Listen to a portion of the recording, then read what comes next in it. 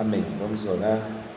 Senhor, nós te adoramos nessa noite. Muito obrigado por poder nos assentar diante da sua palavra. Quando nós abrimos a sua palavra, a expectativa é que ela nos abra o entendimento, ilumine os nossos olhos, nos faça entender coisas, verdades, máximas do seu reino, para que nós possamos aplicar elas e ver resultados assim extraordinários em nossa vida. Eu oro para que o Senhor alcance cada pessoa que está aqui comigo agora. Ó Deus, para que a Tua palavra entre em nosso coração. Eu oro por cada pessoa que me ouve, ó Deus, nessa aula aqui online, e que possa a palavra entrar em cada casa. Aonde essa palavra chegar, eu oro para que haja avivamento, para que haja cura. Eu repreendo demônios e que haja um movimento do Senhor em cada família, em nome de Jesus. Amém. Amém? Então a gente continua aqui no Evangelho de Mateus. Hoje a gente vai a partir do capítulo 6 até o 11, a gente lê o 10 e para no 11. Eu coloquei esse tema sobre as máximas do reino, porque Jesus ainda está no Sermão da Montanha. No capítulo 5 a gente leu as bem-aventuranças, e ele ali começou a falar sobre a lei. Você lembra da aula passada? Ele falou, a lei dizia que o adultério era a consumação do ato sexual, mas Jesus disse: um homem olhar com intenção impura no coração, ele já adulterou. E ele veio desenvolvendo agora assuntos relacionados ao reino. E a gente vai entrar agora aqui no capítulo 6, amém? Então, Mateus capítulo 6, versículo 1. Guardai-vos de exercer a vossa justiça diante dos homens, com o fim de serdes vistos por eles, de outra sorte não tereis galardão junto ao vosso Pai Celeste. Quando, pois, deres esmola, não toques trombeta diante de ti, como fazem os hipócritas nas sinagogas e nas ruas, para serem glorificados pelos homens. Em verdade vos digo que eles já receberam a recompensa. Tu, porém, ao dares esmola, ignore a sua mão esquerda o que faz a tua mão direita, para que a tua esmola fique em secreto, e o teu Pai que vem em secreto te recompensará. Quando orares, não sereis como os hipócritas, porque gostam de orar em pé nas sinagogas, nos cantos das praças, para serem vistos pelos homens. Em verdade vos digo que eles já receberam a recompensa.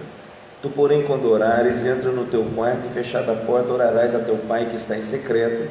Teu Pai que vem em secreto te recompensará. Ele usa essa frase várias vezes, que ele está dizendo sobre você ter uma vida em Deus.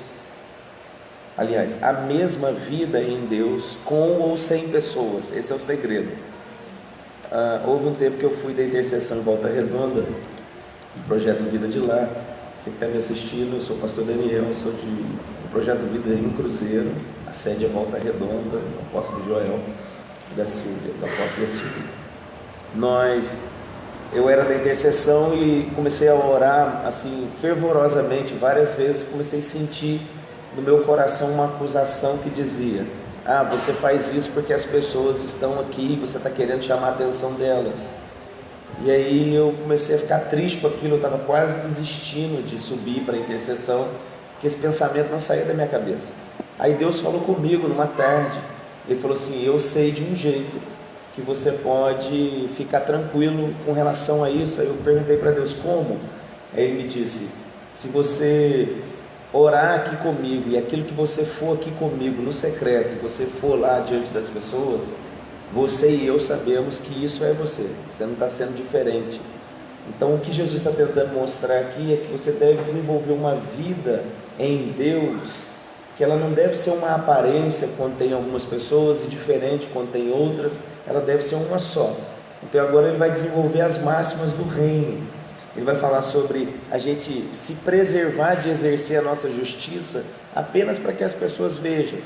Dizendo, quando você fizer uma oferta, quando você for abençoar a vida de alguém, quando você for visitar, coisas do tipo, que você faça isso não porque você está tentando atrair olhares para você, mas que você faça isso de verdade no seu coração, E ele está desenvolvendo isso agora, está dizendo, quando você for orar, faça desse jeito, não usa de vã repetição como os gentios, porque eles presumem que de muito falar serão ouvidos. É porque não é a repetição que vai fazer aquela mesma oração repetida várias vezes, não é o objetivo. Então a gente precisa orar apenas uma vez só e acabou. Não é isso que ele está dizendo. Ele está dizendo, se você tem uma oração escrita ou algo já decorado ali que você fala constantemente, não é a repetição. Mas a gente precisa entender, por exemplo, em Lucas capítulo 11, até em Mateus mesmo capítulo 7, ele vai falar sobre a importunação, que é quando a gente começa a buscar, por exemplo, o 7,7, depois a gente vai chegar aqui, ele fala, pedi e dar-se-vos-á, buscai e acharei, pois todo o que pede recebe, o que busca encontra, quem bate e abrir-se-lhe-á. E aí ele diz, qual dos homens que se o filho pedir um pão vai receber uma pedra, ou se o filho pedir um peixe vai receber uma cobra? Se a gente é mau, sabe dar boas coisas aos filhos, que dirá o nosso Deus? Então o que ele está querendo dizer sobre esse pedir é que o nosso clamor, ele pode ser intermitente, exatamente como ele conta a parábola, que os filhos já estão dormindo, está todo mundo deitado, e um amigo chegou e falou, eu preciso que você me ajude, eu preciso, e ele ficou lá, até que o homem se levantou da cama. Isso mostra que a importunação, o bater, não é disso que ele está falando quando ele está dizendo vã repetição. Vã repetição quando a gente usa o Pai Nosso, que é o que ele faz em seguida aqui, portanto vós orareis assim, Pai Nosso que estás no céu, santificado seja o teu nome, venha o teu reino, faça-se a sua vontade, assim na terra como no céu. O pão nosso de cada dia dai-nos hoje, perdoa as nossas dívidas, assim como nós temos perdoado aos nossos devedores, e não nos deixe cair em tentação, mas livra-nos do mal, pois teu é o reino, o poder e a glória para sempre. Porque se perdoardes aos homens as suas ofensas, também vosso Pai Celeste vos perdoará. Se porém não perdoardes aos homens as suas ofensas, tampouco vosso Pai perdoará as vossas ofensas. Quando ele está falando de vã repetição, ele está dizendo você pegar o Pai Nosso e você ficar repetindo ele. Toda vez que você for orar, você só fala o Pai Nosso. Ele está dizendo que você deve importunar sim, você deve pedir, buscar, e você vai achar. Você não deve fazer isso você me entendeu, amém? Fazer uma única vez. Mas o que ele está tentando evitar é que a gente fique repetindo aquela mesma fala sem que ela tenha peso, ela tem que ter algum significado no seu coração, aí você atingir o céu. Aí ele vai entrar no jejum.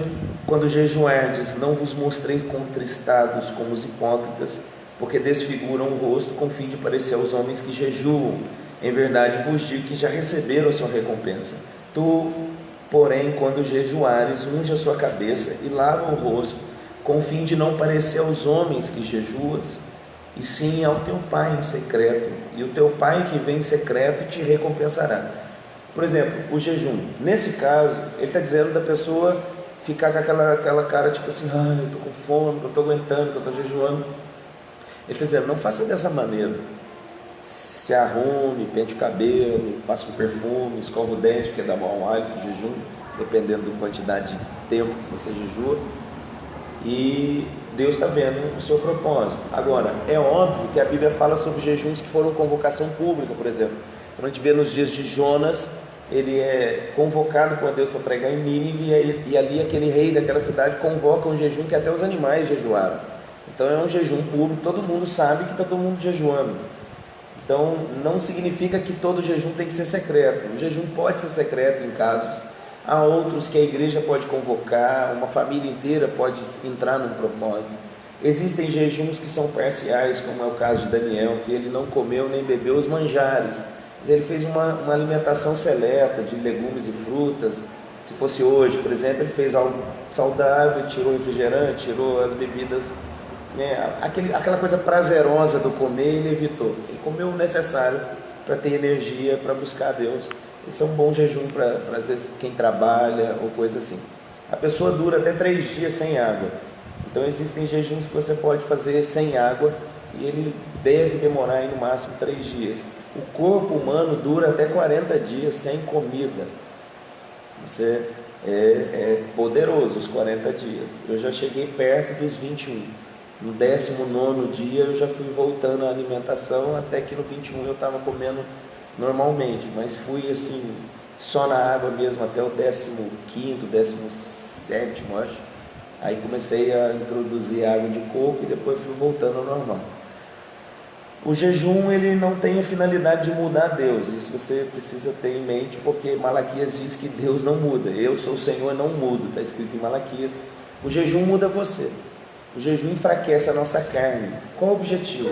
Da gente aprender a falar não para nós mesmos. Porque quando você faz um período de jejum e está lá um churrasco acontecendo, você não, agora não. E é algo que você gosta. Você está lá diante de um prato, de uma refeição que você ama, mas agora não, estou num propósito de jejum. Então você está quase que educando a falar não para a sua carne. Quando você for tentado mais tarde, quando você precisar evitar o pecado mais tarde, você já tem instalado esse código na sua cabeça, você já tem um estilo que é capaz de dizer não às suas vontades. Então essa é a parte assim básica do jejum. A outra parte é a questão do poder, porque você entra numa outra dimensão, você está trabalhando um homem espiritual. O jejum sem leitura da palavra, sem oração da palavra, sem busca intensiva de Deus, ele é uma dieta. Aí ele pode até fazer bem para o teu corpo, mas se for para realmente desatar alguma coisa, a finalidade dele é desenvolver vida espiritual. Amém? Aí ele continua: eu contudo vos afirmo, tesouros do céu, 19. Não acumuleis para vós outros tesouros sobre a terra, onde a traça e a ferrugem corrói, e onde ladrões escavam e roubam. Pensai nas coisas de cima. É a síntese desse versículo. Então, não ajunta tesouro na terra. Colossenses 3,2 vai falar para nós: pensa nas coisas do alto. Gasta um pouco da vida nas coisas que são do alto. Esse ano a gente está construindo a igreja. Deus falou no meu coração para construir a igreja. Nós estamos numa reta assim poderosa, está levantando as paredes, está aparecendo janela, tá? E é algo onde tem entregado minha vida. E quando comecei a orar, eu senti no meu coração que eu deveria fazer o mesmo nível de entrega para o reino. Por isso brotou essas aulas com live, lendo com você aqui. Exige muito, eu tenho que ler muito. Ontem eu cheguei da obra, fui fazer uma visita, cheguei 11 e pouca, quase 11 horas em casa, e aí eu fui ler até meia-noite, não lembro que hora eu parei de ler, e hoje eu acordei 5 e pouca da manhã e li até às 7 para poder se preparar. Isso eu já vinha lendo. Então, na mesma intensidade que está sendo entregue a minha vida na obra, ela precisa ser entregue ao Senhor, porque eu não posso juntar tesouro só na terra, eu tenho que fazer o que é de Deus. Essa é a síntese do texto. Dizendo, pensa nas coisas do alto. Você e eu, nós devemos fazer uma entrega também para o alto. Senão a gente vive uma vida onde a gente só, não que isso seja errado, você vai conquistar, vai empreender, vai prosperar, vai comprar sua casa, vai comprar seu carro, vai viver bem. É a palavra de Jesus para você. Essa é uma realidade. Só que ele está dizendo, cuidado para você não ser alguém que apenas acumulou tesouros na terra e não fez nada na sua jornada espiritual. Por isso ele vem falando de coisas espirituais aqui. Ele vem falando sobre as máximas do reino. Ele fala, quando você orar, faça isso com intensidade.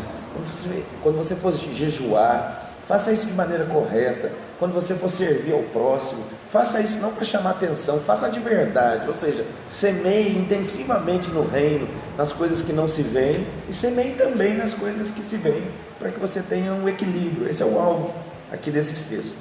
Aí ele entra no versículo 22 e diz: são os olhos a lâmpada do corpo. Se os teus olhos forem bons, todo o teu corpo será luminoso. Isso aqui é fantástico. Se os teus olhos forem bons, todo o teu corpo será luminoso. Se porém os teus olhos forem maus, todo o teu corpo estará em trevas. Portanto, caso a luz que há em ti sejam trevas, que grandes trevas serão. Ele está falando, cuidado com a sua maneira de enxergar as coisas. É a imagem daquilo que você carrega. Cuidado para que a luz que há em ti não sejam trevas. Quando ele está falando luz que há em ti, ele está falando de iluminação do entendimento. Quando Paulo fala em Efésios, por exemplo, capítulo 1,16, ele fala assim: eu não cesso de rogar por vós, para que sejam iluminados os olhos do vosso entendimento. porque é luz. Deus, quando a bênção de Números, que eu gosto de terminar o culto com ela, o Senhor te abençoe e te guarde, Ele resplandeça o rosto sobre você. É porque quando Deus olha na sua direção, a luz que há nele ilumina você. Ela está iluminando os olhos do seu entendimento, iluminando seu caminho, está tornando claro para você, como a luz do meio-dia, por onde você deve traçar, por onde você deve ir. Amém? Então, quando Ele está fazendo essas coisas, Ele está dizendo: cuidado para que a luz que há em ti não sejam trevas, porque senão que grandes trevas serão. Ele está dizendo: cuidado para que aquilo que você acha certo, no fundo aquilo ser um equívoco, que grande equívoco vai ser, porque você vai se desgastar naquilo intensamente e você vai estar indo numa rota de colisão. Então ele está dizendo, antes de você se entregar nessa intensidade, perceba a veracidade disso que você quer se entregar. Por exemplo, o Provérbios 14:12 lá vai falar para nós: há caminhos que ao homem parece ser caminho de luz, mas o fim desse caminho é um caminho de morte. Então cuidado, é isso que Jesus está dizendo. Veja para que a luz que é em você não sejam trevas, para que você não se engane se entregue naquilo muito intensamente, e mais tarde você vai perceber que não era daquele jeito. Então é necessário confirmar, ora a Deus, pede para molhar a lã, para não molhar a lã, para que você tenha convicção daquilo que você está fazendo, porque essa convicção vai proteger o seu coração mais tarde. Quando a Bíblia fala sobre todas as coisas que você deve guardar, guarde o seu coração, ela se aplica nesse contexto. Por exemplo, se você está como na obra, é difícil não falar disso. Você está lá na obra, você está lá de sol a sol, é muito pesado o trabalho, mas é muito gratificante, porque eu não estou construindo uma casa, você está construindo uma casa para Deus, ainda que a Bíblia diz que Ele não habita em palácio feito por mãos humanas, mas ali Ele vai ser revelado, adorado. Quando nós acabamos de ler aqui o Pai Nosso, que venha o teu reino, Deus se revela onde Ele é adorado, Deus se revela onde Ele é revelado, Deus se revela onde o contrito e o abatido de espírito está, Ele desce. Deus se revela onde Ele é clamado, onde há intercessão. Quando você vê em Êxodo, por exemplo, 3:5, Ele fala para Moisés assim: eu ouvi o clamor do meu povo, por isso eu desci. Então Deus se manifesta por diversas situações. Então quando você cria um ambiente de culto, você está deixando todas essas possibilidades abertas. Aí você está construindo um lugar desse de sol a sol, entregando a sua vida a isso. E o que está acontecendo? Você faz isso ciente de que é realmente isso que Deus quer de você, porque as setas virão, a discordância vai acontecer, o cansaço vai bater na porta, a dúvida pode acontecer, mas você sabe que a luz que é em ti não são trevas. Você começou aquilo debaixo de uma clareza muito, como é que eu posso dizer, muito aberta à revelação de Deus para que você iniciasse aquilo. Então isso vai proteger o teu coração no futuro. Quando você desempenhar algo para Deus, você deve fazer isso com extrema certeza no seu coração, de que Deus mandou você fazer aquilo. Quando nós começamos a vir para essa igreja, há mais de 10 anos atrás, em fevereiro agora, vai fazer 11 anos que estamos aqui. Quando Deus deu a certeza para que a gente viesse para cá, a gente demorou 3 anos vindo toda quarta e domingo para cá. A gente viajava 400 quilômetros por semana, orando a Deus para saber de Deus se era isso mesmo que Ele queria de nós, porque no sim de Deus nós faríamos. E aí quando houve o sim, quando testificou em meu coração, no coração da minha esposa, aí nós abrimos mão da nossa casa que tinha acabado de construir, e de trabalho, e pedir demissão, e você tinha certeza. Aí quando você se estabelece naquilo que Deus mandou você fazer, quando surgem as provas, quando surgem as setas, quando surgem os momentos, você tem certeza no seu coração que a luz que iluminou seu coração para aquilo não eram trevas. Você tem convicção daquilo que você está fazendo. Ali você vence a dúvida, é ali que protege o seu coração, porque você sabe quando você começou. A questão de algumas pessoas às vezes entram num quadro depressivo, elas perdem o sentido da vida, elas não sabem por que começaram, e por isso não tem força para continuar a fazer o que estão fazendo. É o que aconteceu com Elias debaixo daquele zimbro. Ele se entregou intensamente naqueles últimos anos. Ele viveu no ribeiro de Querite, o corvo trazia carne para ele todo dia, é um estado de dependência de Deus fora do comum.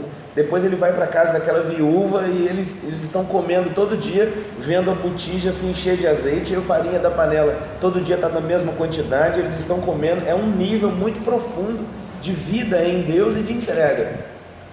ele entra naquilo fervorosamente, mas chega uma hora que ele perde o sentido da vida. Jezabel ameaça ele está com medo.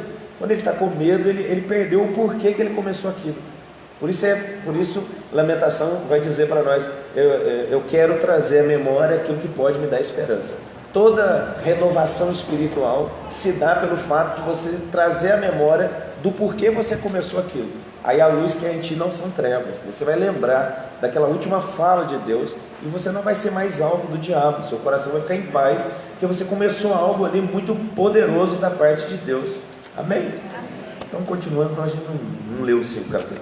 Ninguém pode servir a dois senhores, porque ou há de aborrecer-se de um e amar o outro, ou se devotará a um e desprezará o outro. Não podeis servir a Deus e as riquezas. Tem Bíblia que vai dizer, não podeis servir a Deus e a Mamon. Mamon é a transliteração da palavra que é aramaico, que significa riqueza. Ele está dizendo, não tem como você fazer as duas coisas. É o que eu estava falando para você há pouco agora. Você deve ter uma entrega de vida espiritual, onde você está servindo a Deus e você está fazendo aquilo em função do reino. Quando você começa a fazer essas coisas, você vai entrar num estágio onde você vai perceber que as suas posses, elas também servem a Deus. Essa é uma dificuldade das pessoas. Elas vão abraçar a fé, elas vão cantar dizendo, Senhor, minha vida é sua, tudo que eu tenho é seu. Mas na hora dos desafios, na hora da necessidade, na hora onde o reino realmente precisa do emprego daquele valor monetário, aí o nosso coração é tendencioso a se fechar. Quer dizer, cuidado para que isso não vire uma situação onde você acabe deixando de servir a Deus e servir ao seu dinheiro. É isso que ele está tentando trazer. E ele diz agora, no versículo 25, por isso vos digo, não andeis ansiosos pela vossa vida, quanto ao que haveis de comer ou beber, nem pelo vosso corpo, quanto ao que haveis de vestir. Não é a vida mais do que o alimento e o corpo mais do que as vestes? Observai as aves do céu, não semeiam, nem colhem, nem ajuntam em celeiros, contudo vosso Pai Celeste a sustenta. Porventura não valeis vós muito mais do que as aves? A ave não planta, só come, mas não significa que ela fica sentada no galho da árvore com a boca aberta, esperando a semente cair na boca dela. Ela tem que fazer alguma coisa assim. Só que ela também não vive ansiosa de onde aquilo vai surgir. Ela sabe que está lá, precisa ir, é instinto, ela não tem inteligência. O instinto dela faz com que ela vá e coma. Nós devemos fazer de Deus o nosso provedor. Era isso que Adão tinha no Éden. Enquanto ele estava no Éden, ele sabia que Deus provinha. Ele não tinha ansiedade de saber o que ele ia comer amanhã. Por quê? Porque para ele era normal Deus prover. Como Jesus arrancou a gente do império das trevas, ele está querendo devolver ao seu coração essa plenitude, que Deus é o seu provedor.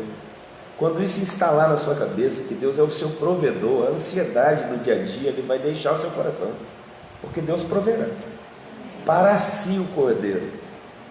Amém? Deus chamou você para servi-lo, iluminou os olhos do seu entendimento e disse a você, faça tal coisa para mim. Ele proverá para si o cordeiro. Quando a gente lê Abraão e Isaac, ali há algo fantástico, porque Deus não proveu para Abraão. O texto diz, Deus proveu para ele mesmo. Então, quando Jesus se assenta no poço lá em João 4, e ele fala para a mulher, dá-me de beber. A mulher briga com ele, como sendo o senhor judeu, pede a mim que sou mulher samaritana. Eu prego uma mensagem que diz, aquele que pede para você servir, é o mesmo que vai te dar a água da vida, porque ele provê para ele mesmo o que ele quer, só que ele provê através de você. Você vai vivenciar da provisão que ele deu a ele mesmo. Era algo que ele queria, pode parecer estranho a você, mas era algo que ele queria, ele só queria que nascesse ali onde você está, para que você experimentasse daquilo que ele é capaz de prover. Essa é o alcance aí máximo das questões que prendem o nosso coração na ansiedade. Ansiedade é excesso de futuro. Ansiedade é quando você pensa e você sonha demais com aquilo. Isso deixa você ansioso. Você deve sonhar com algo, projetar algo, e orou, aquilo está diante do Senhor. Agora você precisa de tarefas, coisas práticas, que vão fazer você alcançar aquele objetivo tão sonhado, mesmo que sejam pequenas coisas. Você deve fazê-las, porque isso vai dando a você um estímulo de que algo está sendo feito em função daquilo que você deseja. Por exemplo, você sonha em Israel, amém? Quer ir lá e andar na terra prometida, e você vai ficar sonhando, se vendo no avião, andando na terra prometida, e vai virar dias e dias, e toda vez que alguém falar sobre aquilo, e aí você pode acabar ansioso. É só um exemplo, você pode acabar ansioso. O que eu faço? Compro uma mala. Pastor, compra uma mala? Compra uma mala de 32 quilos, que é para viagem internacional. Divide ela, paga, e você vai olhar para ela, a mala eu já tenho. Acabou de pagar a mala, não está conseguindo juntar dinheiro ainda. Ah, mas como eu vou fazer? Abra uma poupança e começa a guardar alguma coisa. Você sabe que aquele valor é para que você viaje. E mais tarde você vai lá e tira o seu passaporte. Vai, entra no site da Polícia Federal, faz todo o trâmite que está lá, paga a taxa, eles vão marcar o dia, você vai lá, carimba seus dedinhos, agora você tem passaporte. Isso vai livrar o seu coração da ansiedade. Então tudo que é excesso de futuro pode causar ansiedade. Então toda vez que você tem um sonho, você deve dar pequenos passos na direção daquele sonho, porque isso vai alimentar a parte do seu cérebro de que algo já está sendo feito para que você chegue àquele objetivo. Isso vai livrar, vai proteger o seu coração da ansiedade. Ele diz: qual de vós, por mais ansioso que esteja, pode acrescentar um côvado ao curso da sua vida? Um côvado é 45 centímetros. Esse versículo poderia ser traduzido assim: quem é que, por mais ansioso que esteja, pode acrescentar 1 hora no seu tempo de vida? Ou então poderia ser traduzido: quem é que, por mais ansioso que esteja, poderia acrescentar meio metro no curso da vida? Então a ansiedade não aumenta nem 1 hora daquilo que você vai ou não viver, e a ansiedade não aumenta nem meio metro, nem 50 centímetros da sua jornada. Amém? Porque andais ansiosos quanto ao vestuário? Considerai como crescem os lírios do campo, eles não trabalham nem fiam. Eu, contudo, vos afirmo que nem Salomão em toda a sua glória se vestiu como qualquer um deles. Ora, se Deus veste assim a erva do campo que hoje existe, e amanhã é lançada no forno, quanto mais a vós outros, homens de pequena fé. Portanto, não vos inquieteis, dizendo: que comeremos, que beberemos, com que nos vestiremos? Porque os gentios é que procuram todas essas coisas, pois vosso Pai Celeste sabe que necessitais de todas elas. Ou seja, o gentio não tem a perspectiva que você tem, o incrédulo, aquele que não conheceu a Deus, não nasceu de novo, não teve uma experiência real com Jesus. Essa pessoa é incapaz de crer no que você crê. Ela não teve acesso ao reino. Era o que Nicodemos estava falando com Jesus. Ele disse: Jesus, como um homem vai poder nascer de novo? Ele vai entrar na barriga da mãe dele? Jesus riu e falou: não, Nicodemos, o que é nascido da carne é carne, o que é nascido do Espírito é Espírito. Importa-vos nascer de novo, que a lei é espiritual, diz Romanos 7, que a lei é espiritual e eu sou carnal. Então as máximas do reino aqui que Jesus está desenvolvendo, elas só fazem sentido para quem nasceu de novo. Para quem não nasceu de novo, vai parecer algo extremamente difícil e radical de ser feito. Mas aquele que nasceu de novo, o Espírito de Deus se uniu ao seu Espírito. É o que vai dizer lá em Romanos 8, 15, 16. Ele vai falar que nós somos co-herdeiros com Cristo. Mas no final, e nesse versículo 15, 16, ele vai dizer assim: o próprio Espírito testifica com o nosso Espírito que somos filhos de Deus. O testifica no texto, no grego, significa se une. Quando você nasceu de novo, abriu seu coração, o Espírito vai se unir ao seu Espírito. Você vai passar a entender as coisas espirituais. Agora as máximas do reino que Jesus defendeu aqui nesse texto vão começar a fazer parte da sua existência. Você vai ver possibilidade de praticar elas e de ver o resultado que elas geram quando você as pratica. Porque senão a gente vai viver uma vida meramente religiosa, onde a gente vai se apaixonar pelos milagres de Jesus, vai se apaixonar pela capacidade, o amor que Ele tem, mas as coisas que Ele fala vão me parecer radicais demais. Então é preciso checar o novo nascimento. A que ponto eu me entreguei a Jesus, a que ponto eu me derramei diante dele, e a que ponto o Espírito dele preencheu as lacunas do meu ser. Porque aí a vida espiritual vai fazer sentido para nós. A lei que é espiritual vai achar espiritualidade em nós, então vai casar aquilo que é a vontade de Deus, já vai estar aí testificando dentro do seu coração que você é filho de Deus. Logo a palavra de Deus passa a ser algo comum para você. Você vai sentir necessidade de chamar Deus de Pai, porque você nasceu de novo. Aí Coríntios 2 vai dizer assim, que o homem natural não aceita essas coisas e nem pode entender elas, porque essas coisas se discernem espiritualmente, não naturalmente. Então todas essas palavras que a gente está lendo aqui agora, elas precisam realmente de que eu desenvolva vida espiritual, senão elas não vão fazer sentido. Então não vos inquieteis, amém? Por nada. Buscai, pois, em primeiro lugar o seu reino e a sua justiça, e todas essas coisas vos serão acrescentadas. Portanto, não vos inquieteis com o dia de amanhã, pois o amanhã trará os seus cuidados, basta cada dia o seu próprio mal. Amém? Só diminui esse ventilador um pouquinho, tá voando aqui.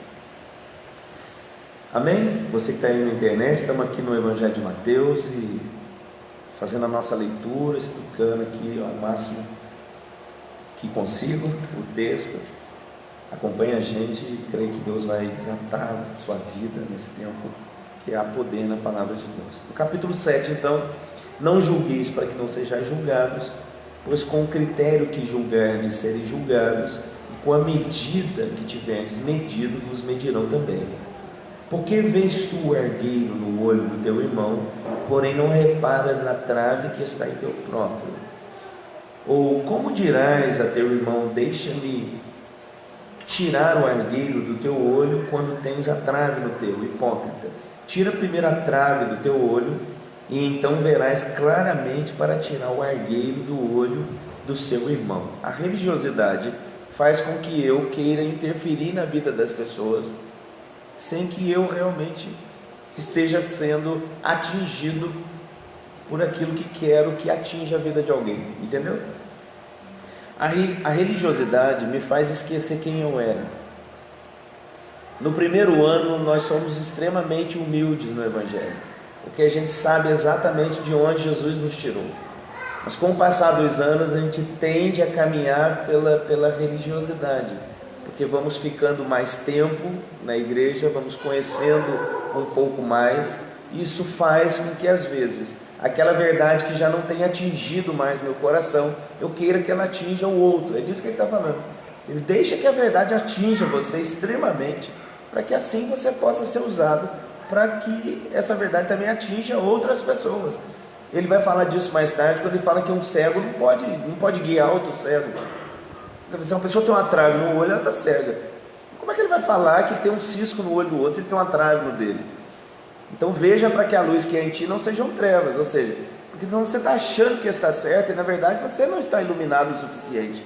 Então é necessário uma vida onde eu queira que Deus fale comigo, que a verdade dele atinja meu coração, que verdadeiramente eu seja confrontado pelo livro, que toda vez que eu abrir o livro me abra, me quebrante, me revele, me confronte. Aí estão produzindo frutos dignos de arrependimento. Amém? Versículo 6 ele diz: não deis aos cães o que é santo, nem lanceis ante aos porcos as vossas pérolas, para que não pisem com os pés e voltando-se vos dilacerem. Tem um povo pregando esse versículo, dizendo que não pode dar pérola aos porcos, dizendo que não, você está lá crentão agora, é outro perigo, e você fica todo cheio de si, e você acha que aquelas pessoas que não conhecem Jesus ainda, elas são os porcos do texto. Não, não são. Não é delas que ele está falando. Ele está falando dos inimigos do reino, de ímpios. Ímpio, assim, o melhor entendimento do que seria um ímpio, o ímpio é aquele que já não quer ter mais nada sério com Deus. Ele entrou numa rota de colisão, ele entrou no desdém, ele entrou numa linha onde ele repulsa a verdade. Ele passou a ser alguém extremamente crítico e ele perdeu a fé, então ele se tornou um inimigo da fé. A visão do texto no Oriente, pérolas são muito valorosas. Ele está dizendo assim, ó, é como se um rico pegasse uma mãozada de pérola e desse para o porco comer. O porco ia ficar extremamente irritado, porque ele ia quebrar os dentes dele com aquela pérola, pensando que é ervilha, porque ele não tem discernimento suficiente para distinguir pérola de ervilha. Então ele está dizendo que existem também alguns níveis de verdades que a pessoa ainda não tem capacidade de discernir aquilo.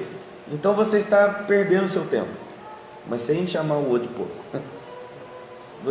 A pessoa ainda não atingiu, não nasceu de novo, por exemplo. Como é que eu vou falar? Às vezes a gente está lá, você se converteu, você veio num culto, Deus fala com você poderosamente, aí você está com seus amigos no seu trabalho, e você quer que ele pratique aquilo, mas ele nem sequer nasceu de novo ainda. O que ele precisa ouvir? Jesus. O quanto Jesus o ama, o quanto Jesus pode levá-lo a um outro nível de interpretação da vida. É disso que ele precisa agora, depois das máximas do reino. Senão você vai tentar fazer o seu pai e a sua mãe praticar algo que você está praticando porque nasceu de novo. E aí você vai ficar aquele crente chatão, que fica tentando empurrinhar a cabeça dos outros. Não é um bom caminho esse. Deixa que o amor de Jesus flua através de você. Deixa que eles vejam que as traves já começaram a sair dos nossos olhos e que um outro estilo de vida está se manifestando. Eles vão indagar. Por isso o apóstolo Paulo fala assim, esteja pronto para explicar sobre a sua fé em todo o tempo, porque você vai estar vivendo uma outra realidade. As pessoas vão perceber que a sua escolha, as suas decisões, elas estão pautadas sobre outras verdades, sobre outro prisma, sobre outra realidade. Aí eles vão indagar você acerca da sua fé, aí você vai estar pronto para responder a essas pessoas. Aí sim, realmente vamos ser sal da terra, que elas vão querer saber o porquê somos assim agora e porquê tem algum nível de resultado nesse tipo de conduta. Amém? Então ele entra agora no pedir, desse-vos-á. Amém? Buscai e achareis, batei e abrir-se-vos-á, pois todo o que pede recebe, o que busca encontra, o que bate abrir-se-lhe-á. Ou qual dentre vós é o homem que porventura, se o filho lhe pedir pão, lhe dará uma pedra, ou se lhe pedir um peixe, lhe dará uma cobra? Ora, se vós que sois maus sabei dar boas dádivas aos vossos filhos, quanto mais vosso Pai que está no céu vos dará boas coisas aos que lhe pedirem. Tudo quanto, pois, quereis que os homens vos façam, assim fazei-o vós também a eles, porque esta é a lei e os profetas. Então isso é a máxima do reino. Ele está falando de verdades eternas, sobre como orar, sobre como fazer assistência social, como jejuar, como desenvolver vida espiritual, como assessorar o reino com as suas posses, como viver diante das pessoas, praticando com elas aquilo que você gostaria que ela praticasse com você, desenvolvendo um espírito que não mais é um espírito crítico. Nós saímos daquela coisa do julgamento, onde a gente fica tentando formatar a vida da pessoa aquilo que eu acho correto. Amém? Não é que a gente vai, tipo assim, cada um que viva o que quer, não. A gente vai ensinar a palavra no ambiente necessário. No meu caso, eu sou pastor, prego na igreja. Dificilmente você não vai interferir na vida de alguém. Você está ali o tempo todo reformando pensamentos arcaicos que estão lá instalados dentro da nossa cabeça. E aí a palavra veio realmente para quebrar essas coisas. Mas faça, ele está dizendo, aquilo que você espera receber. Pratique aquilo que você espera colher. Semeie. Ele está falando da lei do transbordo. Transborde. A gente não precisa ficar rico para transbordar. Você pode transbordar agora.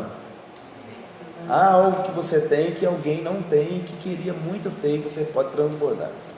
Seja conhecimento, seja vida espiritual, seja uma oração que você faça por alguém, seja uma oferta.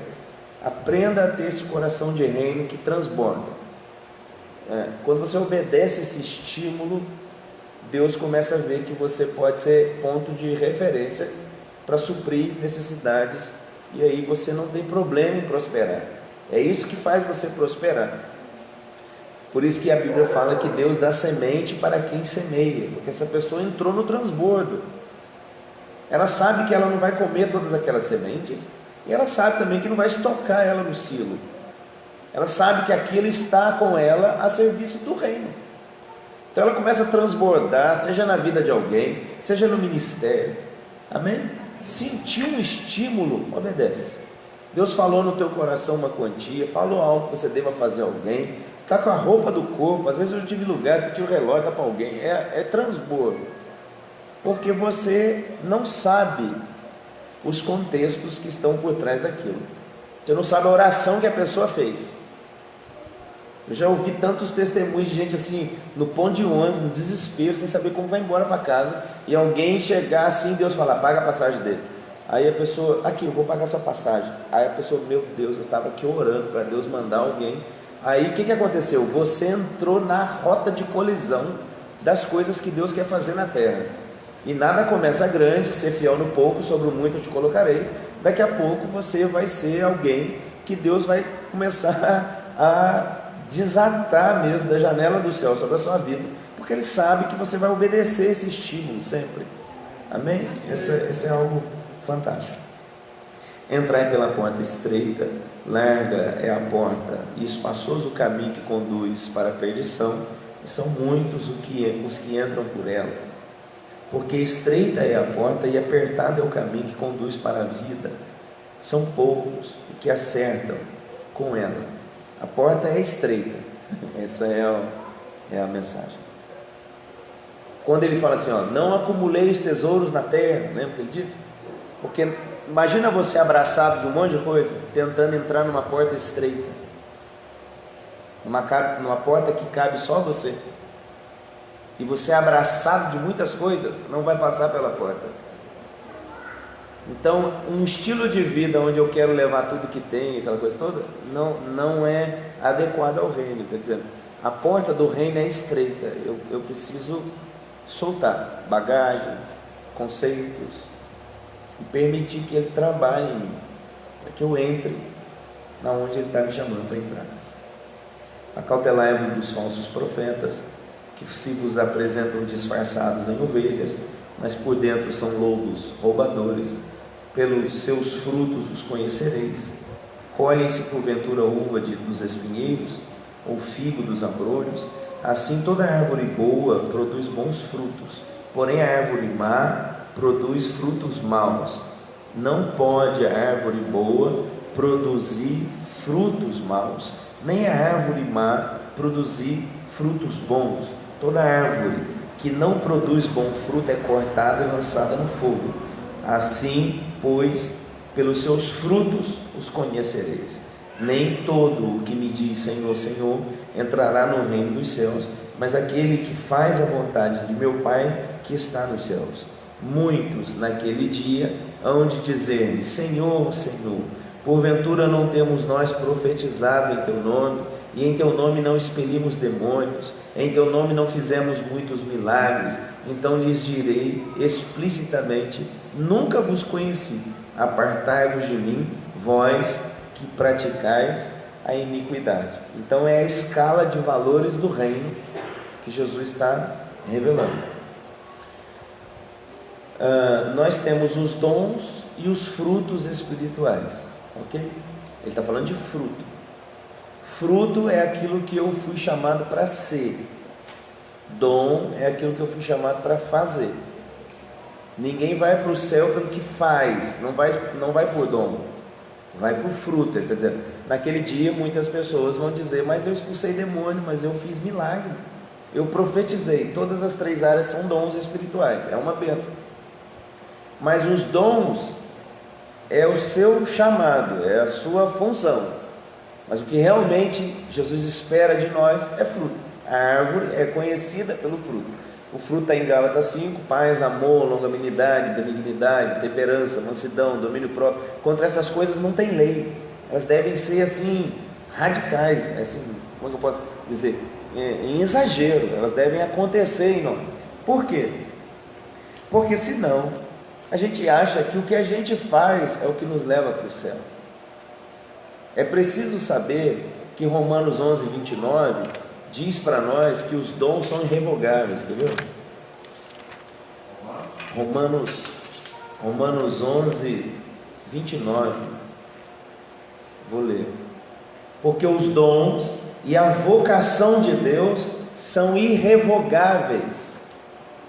O dom e a vocação de Deus é irrevogável. Ele chamou, amém? E deu a você um dom. Toda pessoa tem pelo menos um dom. Alguns têm mais de um dom. Esse dom é irrevogável. Deus não toma de você. Porque a igreja não vive um tempo assim de poder, de milagre, porque as pessoas acham que esse dom que ela tem, ele fica, como que eu posso dizer? Deus ora quer te usar, ora não quer te usar. Dons são irrevogáveis.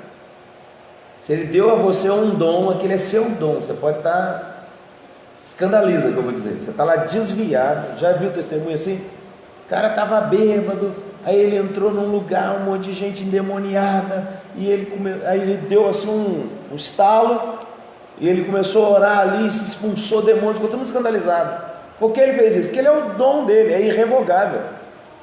Não tem a ver com a vida de santidade dele, tem a ver com a capacidade de Deus em presentear. Ele é galardoador, Deus. Galardão é presente. Quando Ele deu a você um dom, Ele deu a você um poder. É um presente, é seu. Você só precisa saber que isso não leva você para o céu e nem faz de você a última Coca-Cola do deserto. Amém? É o corpo de Cristo. O corpo de Cristo precisa desse seu dom. Esse seu dom fora da igreja é uma carreira solo. Você lembra quando você gostava de uma banda, de um cantor, aí acabava com a banda e o cara fazia uma carreira solo, você ficava assim, dava ou não dava um negócio assim? Acabou. Então, quando um crente ele quer fazer uma carreira solo, ele está saindo do corpo. O dom, ele tem uma resposta extraordinária no corpo. Porque se você tem profecia, está num culto, alguém está pedindo a Deus, para Deus falar, Deus vai usar você. Você está aqui. Então você pode assessorar através do dom. Ele é irrevogável, ele é seu. Você não precisa ter, Deus me usa agora. Não, já é seu. Já ora sabendo que Ele vai te usar. É seu dom. Deus te chamou para expulsar demônio. Você não precisa chegar no lugar lá, ai Deus, se for da sua vontade, me usa lá. Não, já te deu o dom. Você já expulsou outras vezes. Se você expulsou uma vez, é seu dom. Amém? Então, a gente precisa ter essa convicção com relação aos dons.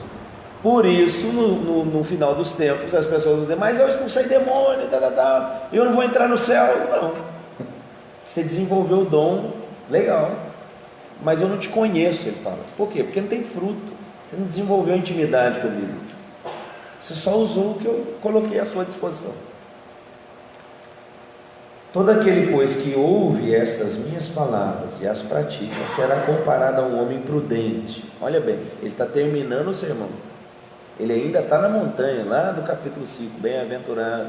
Está falando das máximas do reino. Ele vai concluir. Todo aquele, pois, que ouve essas minhas palavras e as pratica, será comparado a um homem prudente que edificou a sua casa sobre a rocha. Caiu a chuva, transbordaram os rios, sopraram os ventos, deram com ímpeto contra aquela casa, que não caiu, porque fora edificada sobre a rocha. Todo aquele que ouve estas minhas palavras e não as pratica, será comparado a um homem insensato, que edificou a sua casa sobre a areia. Caiu a chuva, transbordaram os rios, sopraram os ventos e deram com ímpeto contra aquela casa. Ela desabou, sendo grande a sua ruína. Tem diferença das duas pessoas? O que acontece com a pessoa que pratica e o que acontece com a pessoa que não pratica é diferente? Não o resultado, mas a ação do tempo é igual. Não muda. Esse é o erro. Esse aqui é o ponto do século 21. A chuva veio, o rio transbordou e o vento soprou forte em quem pratica e em quem não pratica. Beleza? A única coisa que aconteceu é que o vento, a chuva e o rio, a força das águas, só revelou a base. Quem pratica tem base. Quem não pratica não está baseado em nada, porque não tem vida com Deus intelectual.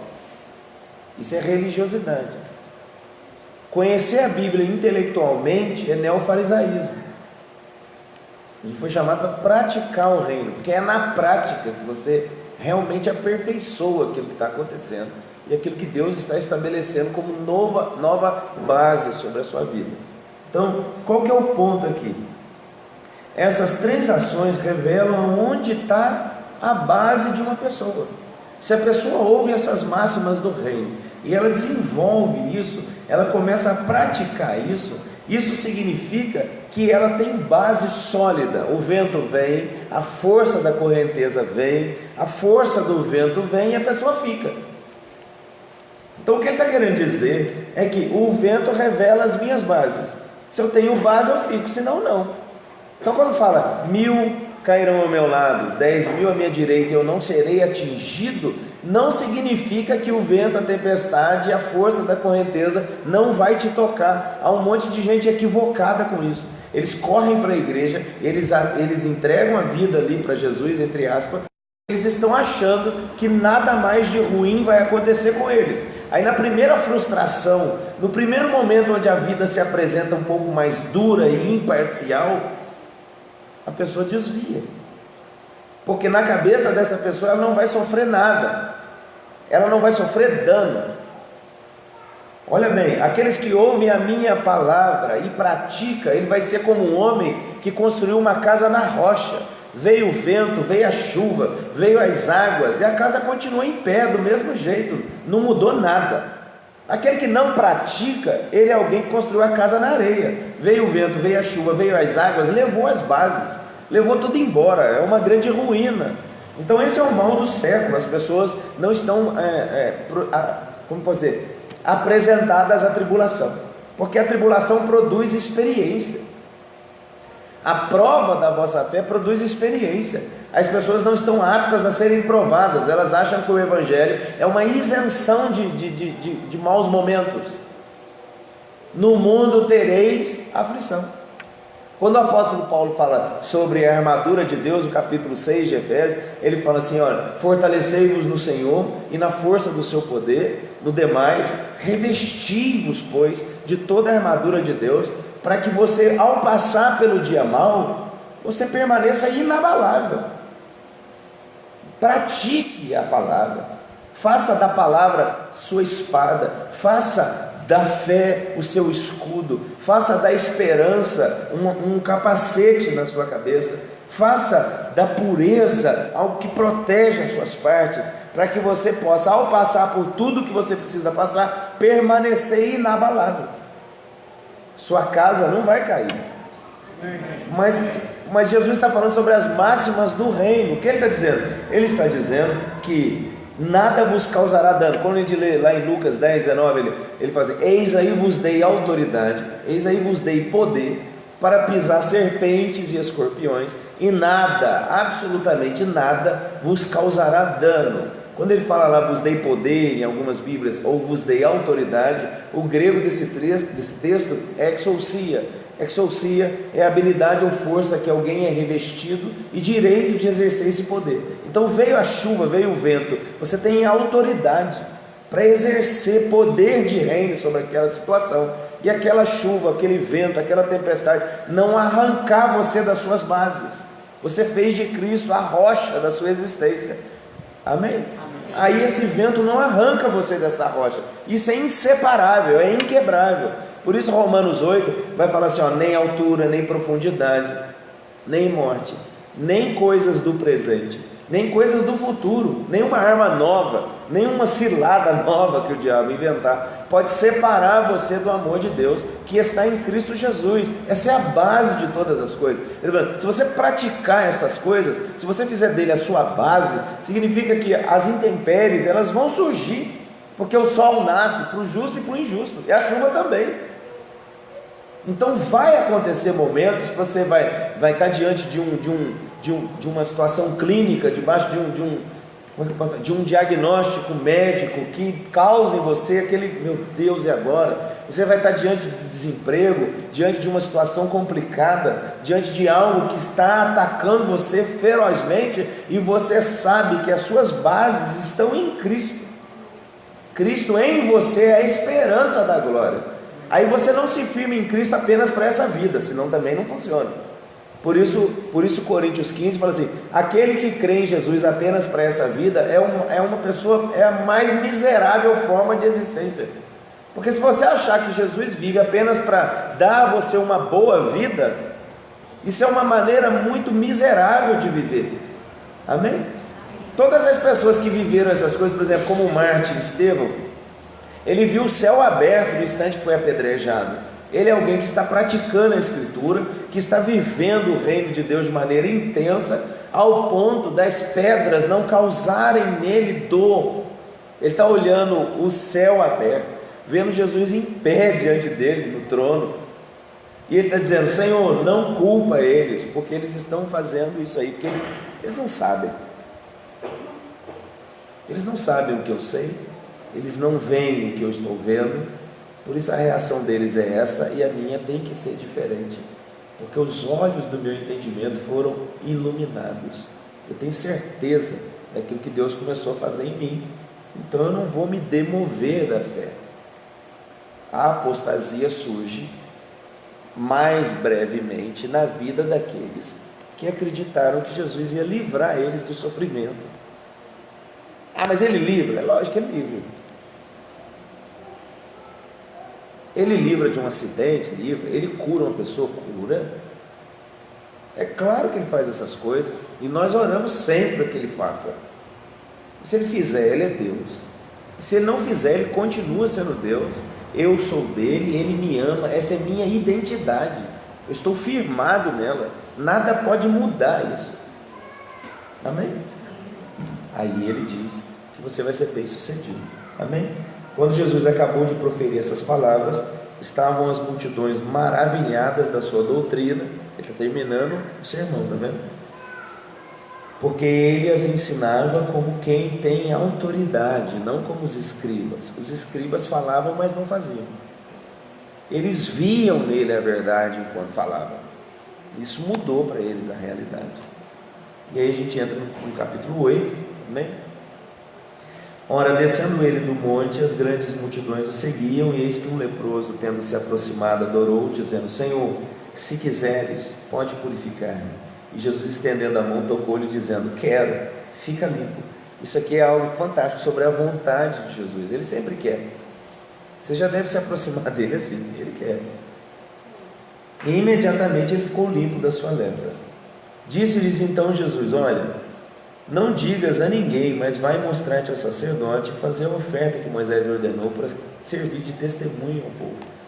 E tendo Jesus entrado em Cafarnaum, apresentou-se-lhe um centurião implorando: Senhor, meu criado jaz em casa, de cama, paralítico, sofrendo horrivelmente. Jesus lhe disse: Eu irei curá-lo.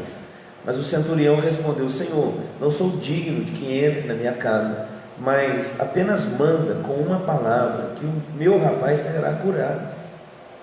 Pois também eu sou um homem sujeito à autoridade, tenho soldados às minhas ordens, e digo a este: vai, e ele vai, e a outro: vem, e ele vem, e ao meu servo: faze isso, e ele o faz. E ouvindo isso, admirou-se Jesus e disse aos que o seguiam: em verdade vos afirmo que nem mesmo em Israel achei fé como essa. Digo-vos que muitos virão do Oriente, do Ocidente, e tomarão lugares à mesa de Abraão, Isaque e Jacó, no reino dos céus, ao passo que os filhos do reino serão lançados para fora nas trevas, e ali haverá choro e ranger de dentes.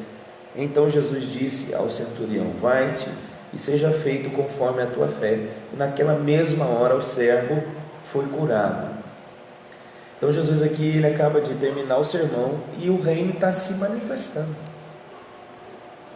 Quando as palavras de Jesus entrarem no seu coração, você vai entrar nesse alto monte com ele, e todas as verdades dele vão entrar em você, como elas acessaram o coração dele. Elas vão acessar o seu coração de um jeito tão poderoso, que quando você descer para a sua realidade, os sinais, prodígios, coisas extraordinárias vão andar com você, porque o sinal segue os que creem. Por isso as máximas do reino são muito importantes.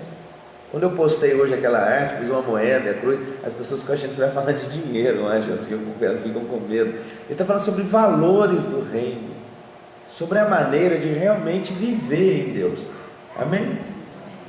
Tendo Jesus chegado à casa de Pedro, viu a sogra deste acamada e ardendo em febre, mas Jesus tomou-a pela mão e a febre a deixou, ela se levantou e passou a servi-lo. O Evangelho de Lucas diz que ele deitou sobre ela, ele quase que se debruçou sobre ela, num gesto assim, muito carinhoso da parte dele sobre ela. Quando ele soltou ela se colocou de pé e passou a servi-lo. Essa é a imagem minha e sua. Jesus se inclinou na sua direção, desceu até nós. Ele é o Hosana, ele tabernaculou entre nós, ele desceu em nossa realidade e subiu. Agora é nosso papel servi-lo. Essa é a revelação do texto. Ele se debruçou sobre a mãe de Pedro, a sogra de Pedro, e assim que ele se distanciou dela, ela já se levantou para servi-lo.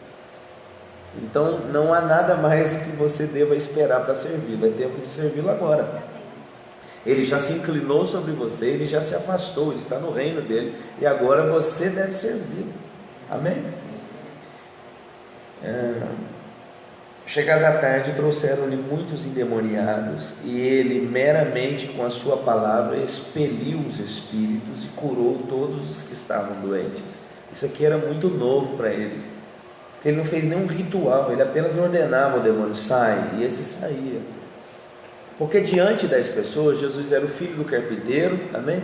Aqui mesmo no capítulo 13, 55, a gente vai ver que ele tinha irmãos e irmãs, que ele vivia em Nazaré, todo mundo conhecia ele cresceu estudando na sinagoga de Nazaré, por isso ele teve acesso ao pergaminho, ele não é alguém estranho, ele fazia parte daquela região e daquele grupo, daquela congregação. E agora, eles estão olhando para ele assim, dizer ao demônio: sai, e esse sai. Mas eles olhavam para ele: mas esse aí não é o carpinteiro, a mãe dele não chama Maria, o pai dele não é o José? Como é que pode os demônios estarem obedecendo a ele? É porque aquilo que você é de verdade não pode ser visto com os olhos naturais. Nós estamos aqui já na segunda aula falando sobre identidade. As máximas do reino se encaixam em quem sabe que nasceu de novo e desenvolve identidade. A sua identidade é conhecida dos anjos, dos demônios e de Deus. As pessoas podem rotular você, mas o rótulo que uma pessoa coloca sobre você não é o que Deus diz sobre você. A visão que Deus tem a seu respeito é bem menor que a sua. Ele já olha para você e vê seu propósito, seus dons, seu coração. Ele sabe quem você é e Ele chamou você. Então quando você chega em um ambiente para orar, os demônios que ali estão já sabem quem você é no reino. É você que chega com medo e travado. Os demônios já sabem quem você é, eles já sabem que o sangue de Jesus está sobre você, eles sabem que se você falar como quem sabe, eles têm que sair. É algo que eu falei a alguém na porta de um culto, um tempo desse, pregando numa das igrejas onde viaja. Alguém me falou assim: como o senhor vive essa autoridade? Eu falei assim: ela é simples. Quando o diabo perceber que você já sabe, que ele sabe que não pode ficar, ele vai sair.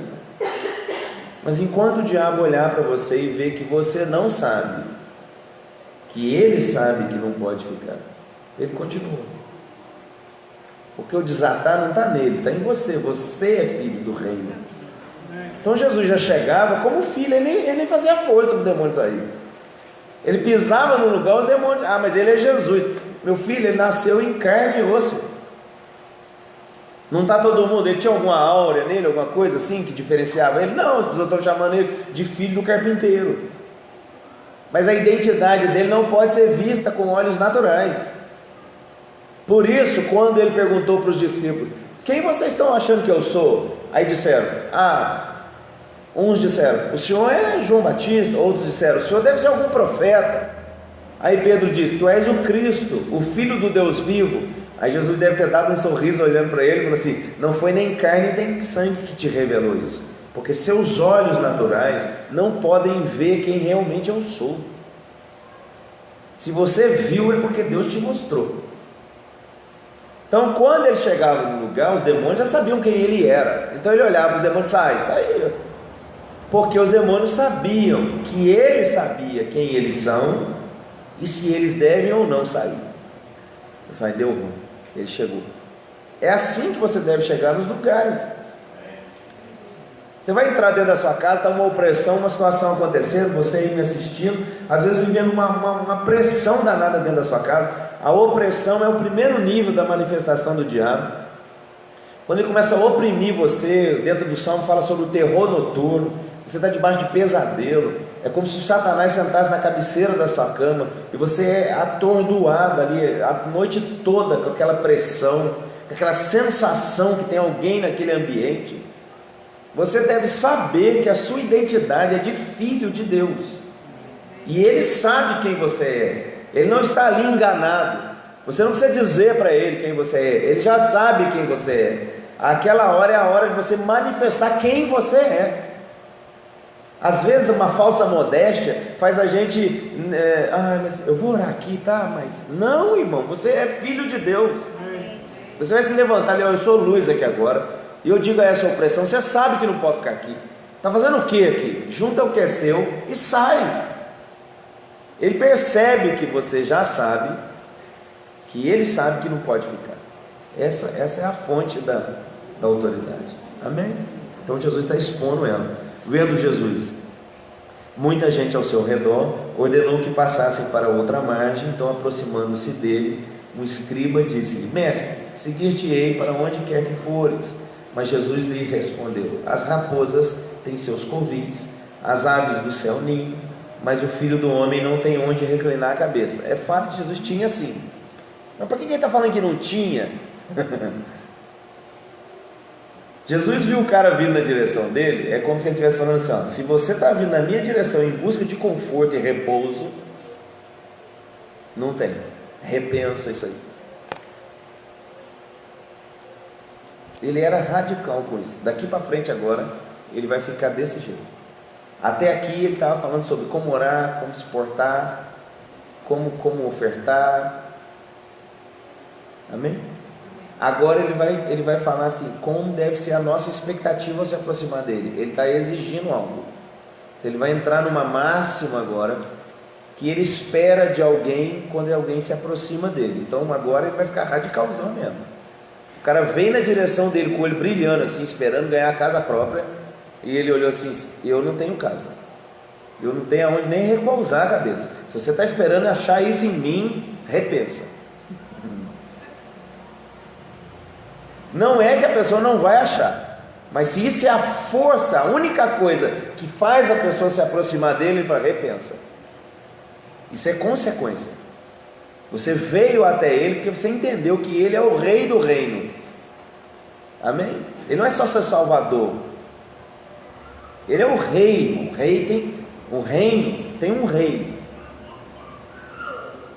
Aí você se aproximou dele porque entendeu o senhorio dele, praticou o que ele ensinou, está vivendo todos os frutos que o reino colocou à sua disposição. É óbvio que você vai acessar coisas, porque você está no reino de Deus.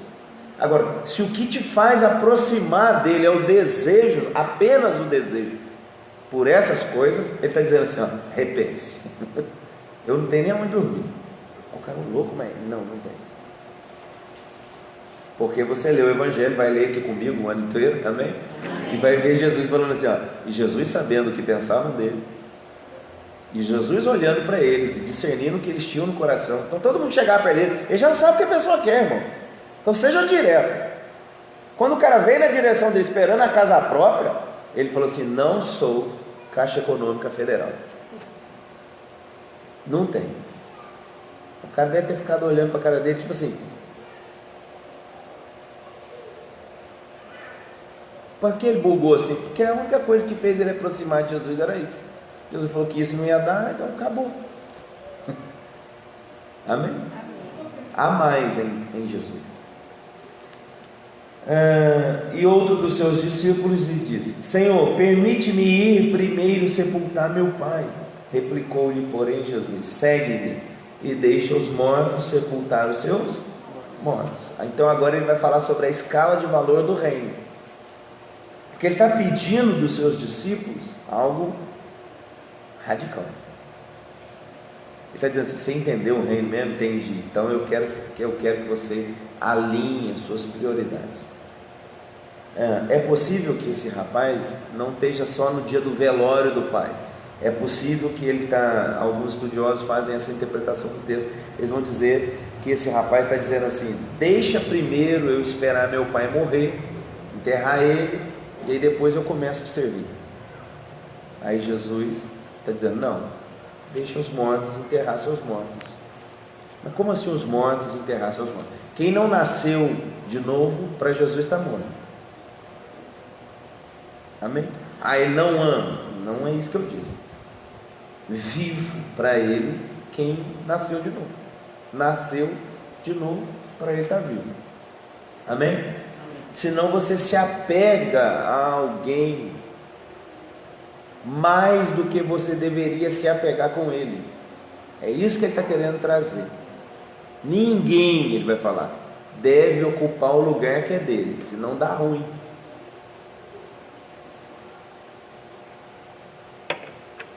Amém? Pode continuar falando isso aqui, porque agora ele vai ficar radical, né? Eu não. Amém? Tendo ele chegado à outra margem, na terra dos Gadarenos, vieram-lhe ao encontro 2 endemoniados, saíram dos sepulcros, de tal ponto furiosos que ninguém podia passar por aquele caminho. E eis que gritaram: que temos nós contigo, ó Filho de Deus? Está vendo que os demônios já sabiam quem ele era? Eu pulei? Uma pergunta. Tem mais aqui um detalhe aqui. Um detalhe muito importante. Então, voltando aqui, versículo 23. Entrando ele no barco, os seus discípulos o seguiram. E eis que sobreveio no mar uma grande tempestade. Olha que coisa, eu acabei de te ensinar algo lá sobre as bases. Olha agora. De sorte que o barco era varrido pelas ondas, entretanto Jesus dormia. Então tinha vento, tinha tempestade, e as ondas são águas, as correntezas estão lá. Amém? E ele está dormindo. Por que ele está dormindo? Porque ele diz: as pessoas que praticam o que eu estou ensinando agora, elas vão ser como um homem que fez a sua casa na rocha. O vento vai vir contra ela, as tempestades vão vir contra ela, as correntezas vão vir contra ela, e ela não vai derrubar ela não vai cair. Então ele está dormindo no barco, porque o vento não é capaz de fazer nada com ele. Aquela tempestade, ele sabe que ela não tem poder sobre ele, entende? Então ele está praticando o que ele pregava. Por isso que as pessoas olhavam assim: ele ensina como quem tem autoridade, ou seja, ele está vivendo o que ele fala. O mal do século são pessoas que falam sobre ele, mas é muito difícil às vezes viver o que ele fala. Ele está dizendo: olha, eu estou descansando no barco, com tempestade, o mundo está acabando lá fora, porque eu sei onde estão definidas as minhas bases. E os discípulos vieram acordar ele, dizendo: o senhor não se importa que a gente vai morrer aqui não? Está revelando que a base deles não está no mesmo lugar que a deles, sim ou não? Eles estão desesperados, ele está dormindo. Ele olha para eles: homens de pequena fé, até que hora que vocês vão duvidar disso? Aí ele repreende o vento, a tempestade. Eles olham para ele, eles estavam com medo da tempestade, eu gosto de falar isso. Até então o medo deles é da tempestade, mas assim que ele ordena ao vento, ao mar que se aquete, eles olham para ele assim, pasmos: quem é esse que o vento e o mar obedecem? Esse é o princípio de temor. Eles sabem que ele é maior do que aquilo que punha medo neles. Essa deve ser a base da sua fé, da minha fé, da nossa fé.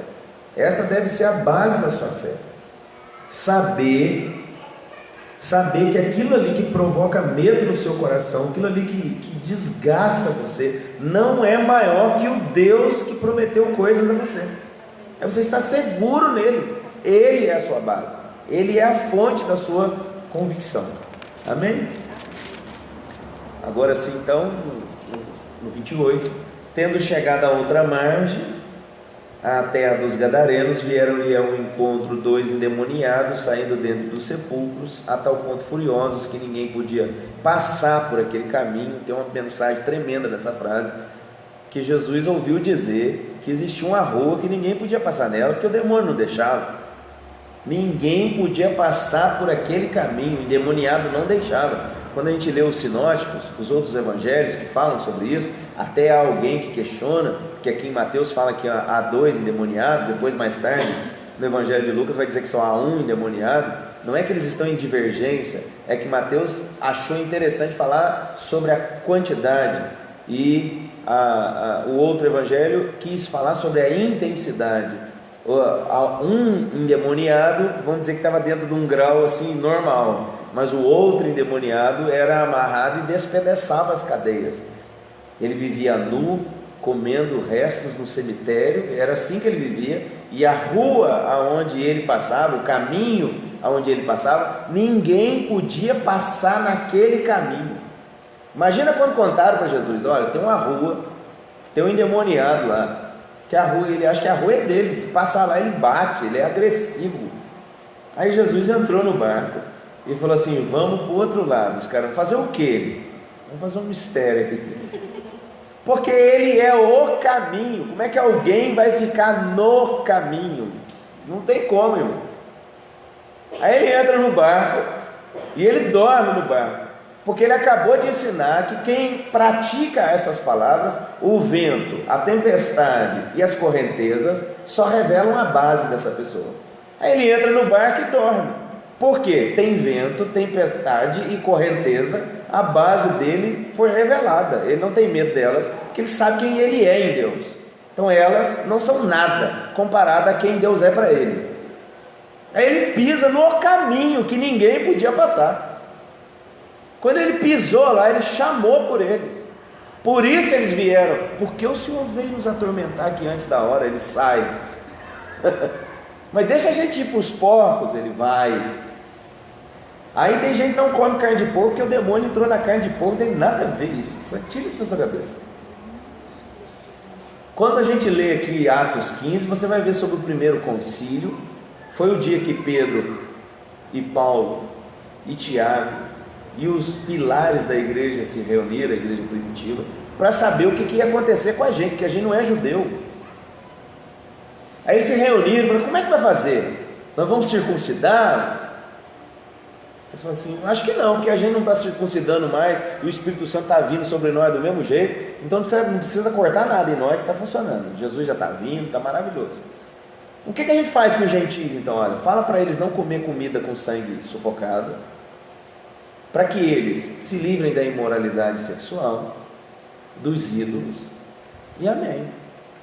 Então você pode comer camarão, carne de porco, você não é judeu. Amém? Quando Pedro entrou na nova aliança, Jesus dá uma visão para ele extraordinária, fala assim: mata e come, cheio de animal impuro. Ele: eu não posso comer. Então, se você ainda é dessa linha religiosa, não coma. Compra para mim os camarões grandões, assim, eu vou comer. Amém? E eu vou fazer uma costelinha de porco daquela com barbecue. Os religiosos ficam de fora. Amém? Mas por que ele mandou os demônios entrar no porco? Porco é um animal imundo.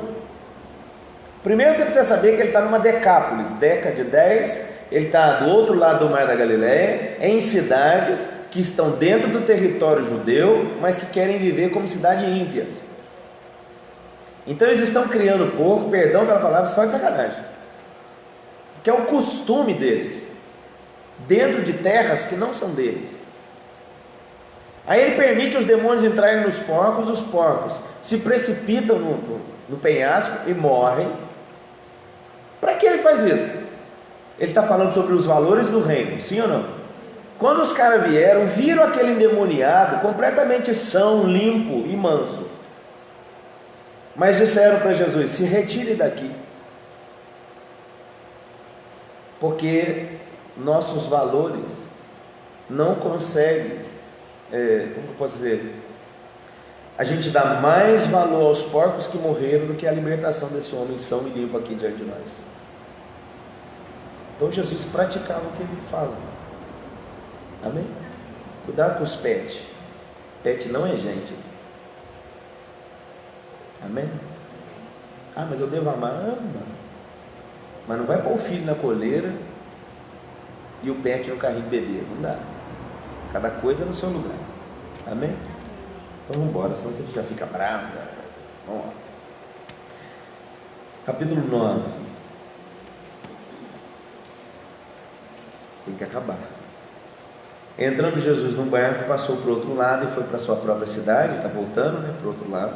E eis que trouxeram-lhe um paralítico deitado no leito. Vendo-lhes a fé, Jesus disse ao paralítico: tem bom ânimo, filho, estão perdoados os teus pecados. Mas alguns escribas diziam consigo: este blasfema.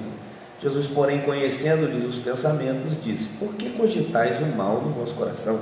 Pois qual é mais fácil dizer: estão perdoados os vossos pecados, ou dizer: levanta-te e anda? Amém? Ora, para que saibais que o Filho do Homem tem sobre a terra autoridade para perdoar pecados, então disse ao homem, ao paralítico: levanta-te, toma o teu leito e vai para a tua casa. Levantando-se, partiu para a sua casa. Vendo isso, as multidões, possuídas de temor, glorificavam a Deus, que dera tal autoridade aos homens. Partindo Jesus dali, amém? Esse milagre, você já ouviu muitas pregações sobre ele. Partindo Jesus dali, viu um homem chamado Mateus sentado à coletoria e disse-lhe: segue-me. E esse se levantou e seguiu. Mateus é o escritor desse evangelho e deixou um rodapézinho aqui para saber que era dele que ele estava falando. E sucedeu que, estando ele em casa, esse versículo é a margem para dizer que Jesus tinha casa. Ele só disse para o cara que não tinha casa porque o cara estava esperando só isso dele. Ele falou: não, então não tem casa para você não. Mas estando Jesus em casa, à mesa, muitos publicanos e pecadores vieram e tomaram lugares com Jesus e os seus discípulos. Por que ele faz isso? Porque os indignos se sentem dignos na presença dele, e os religiosos se sentem incomodados quando ele faz isso. Amém? Os filhos entram e se assentam com ele à mesa, e quando vem o indigno se assentar, se alegram. Os religiosos hipócritas entram para dentro das igrejas, mas se o tatuado entra, se o lésbica entra, se o homossexual entra, se a pessoa de vida dúbia entra, elas mudam de lugar, elas não sentam perto, porque os religiosos se sentem incomodados, e os filhos se sentem à vontade, e os indignos se sentem dignos. Essa é a capacidade de Jesus, fazer o indigno se sentar junto dele e se sentir digno. É a maior virtude que Jesus tinha. Os religiosos ficavam incomodados assim, extremamente com ele. Como é que pode o senhor fazer uma coisa dessa? Ele fala assim: olha, eu quero que vocês saibam que os sãos não precisam de médico. Eu vim para os doentes, porque eu quero esses caras mesmo. Vendo isso, os fariseus perguntavam aos seus discípulos: por que come o vosso mestre com os publicanos e pecadores? Mas Jesus, ouvindo, disse: os sãos não precisam de médicos, sim os doentes. Ide, porém, e aprendei o que significa misericórdia quero, não holocausto. Ele está dizendo assim: ó, eu quero misericórdia, não pedir de perdão depois. Eu não quero que você mude de lugar quando uma pessoa dessa... Eu não quero que você deixe de abraçar alguém que cheira mal, porque você... essa pessoa... Aí depois você ajoelha e fala assim: Senhor, me perdoa, que eu não consegui abraçar fulano. Ele fala assim: eu não quero isso, eu quero misericórdia. Holocausto é pedido de perdão. Holocausto é a oferta que era em função de pedido de perdão, de arrependimento.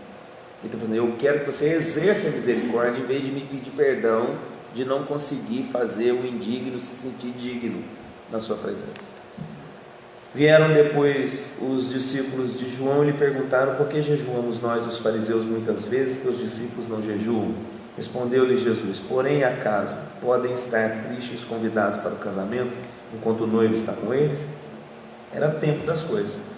Ninguém põe remendo de pano novo em veste velha, porque o remendo tira a parte da veste e fica maior a rotura.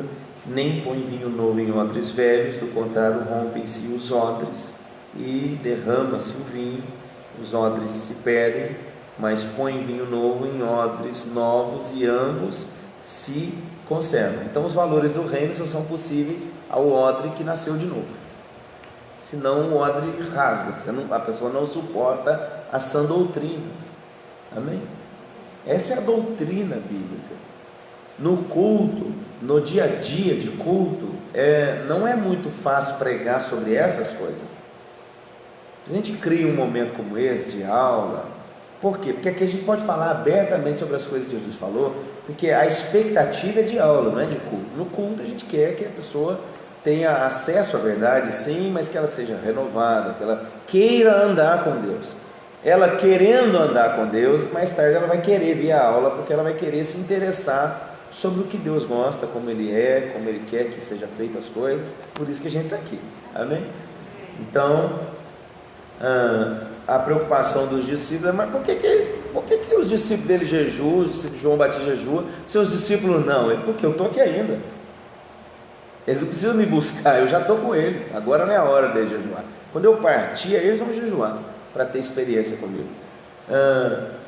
Enquanto essas coisas lhes dizia, eis que um chefe, aproximando-se, o adorou e disse: minha filha faleceu agora mesmo, vem e põe a mão sobre ela e viverá.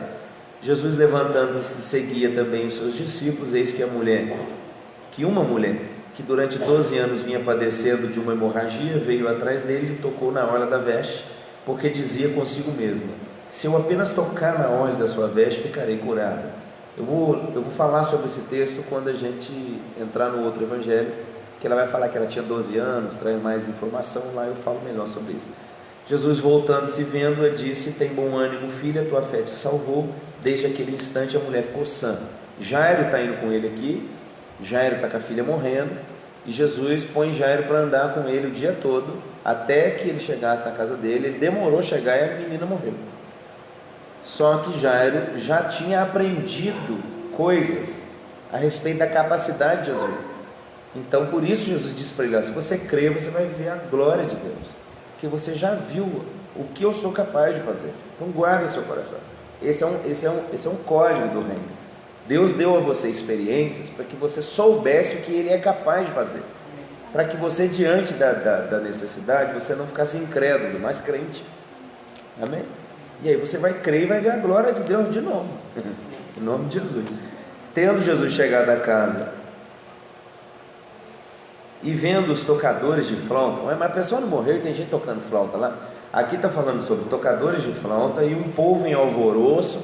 Está falando sobre as carpideiras. Nesse tempo aqui você contratava o povo para chorar no velório. O povo ia, ficava tocando lá, e o povo chorando, mas chorava que parecia que aquela pessoa era muito amada mesmo. Meu Deus, aquele alvoroço mesmo.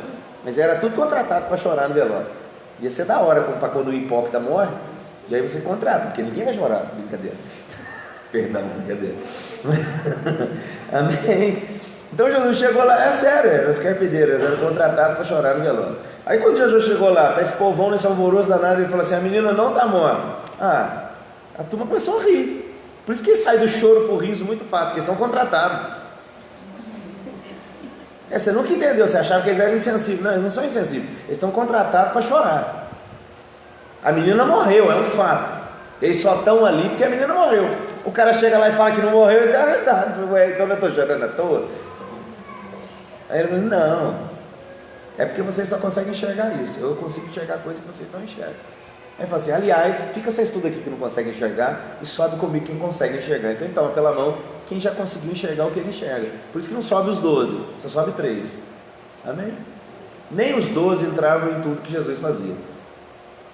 Amém? Porque é questão de acesso.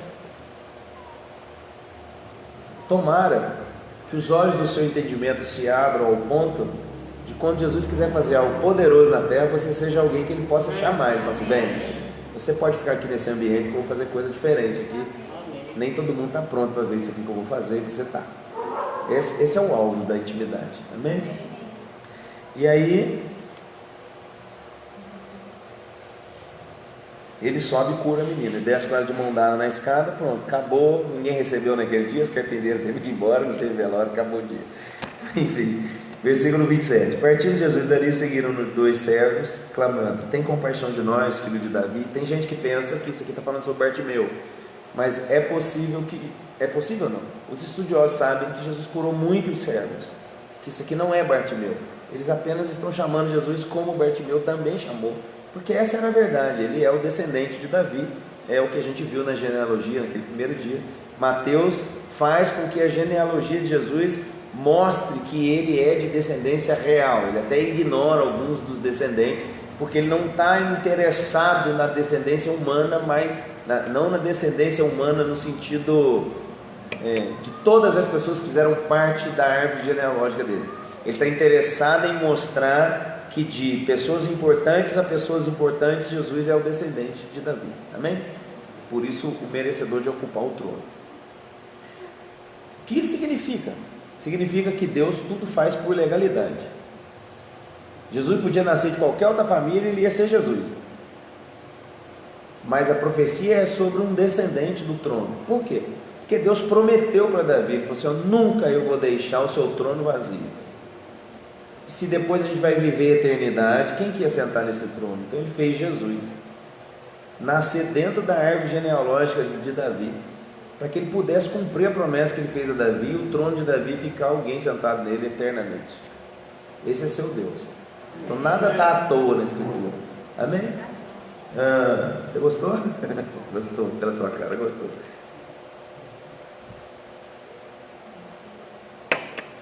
Gostou aí na internet?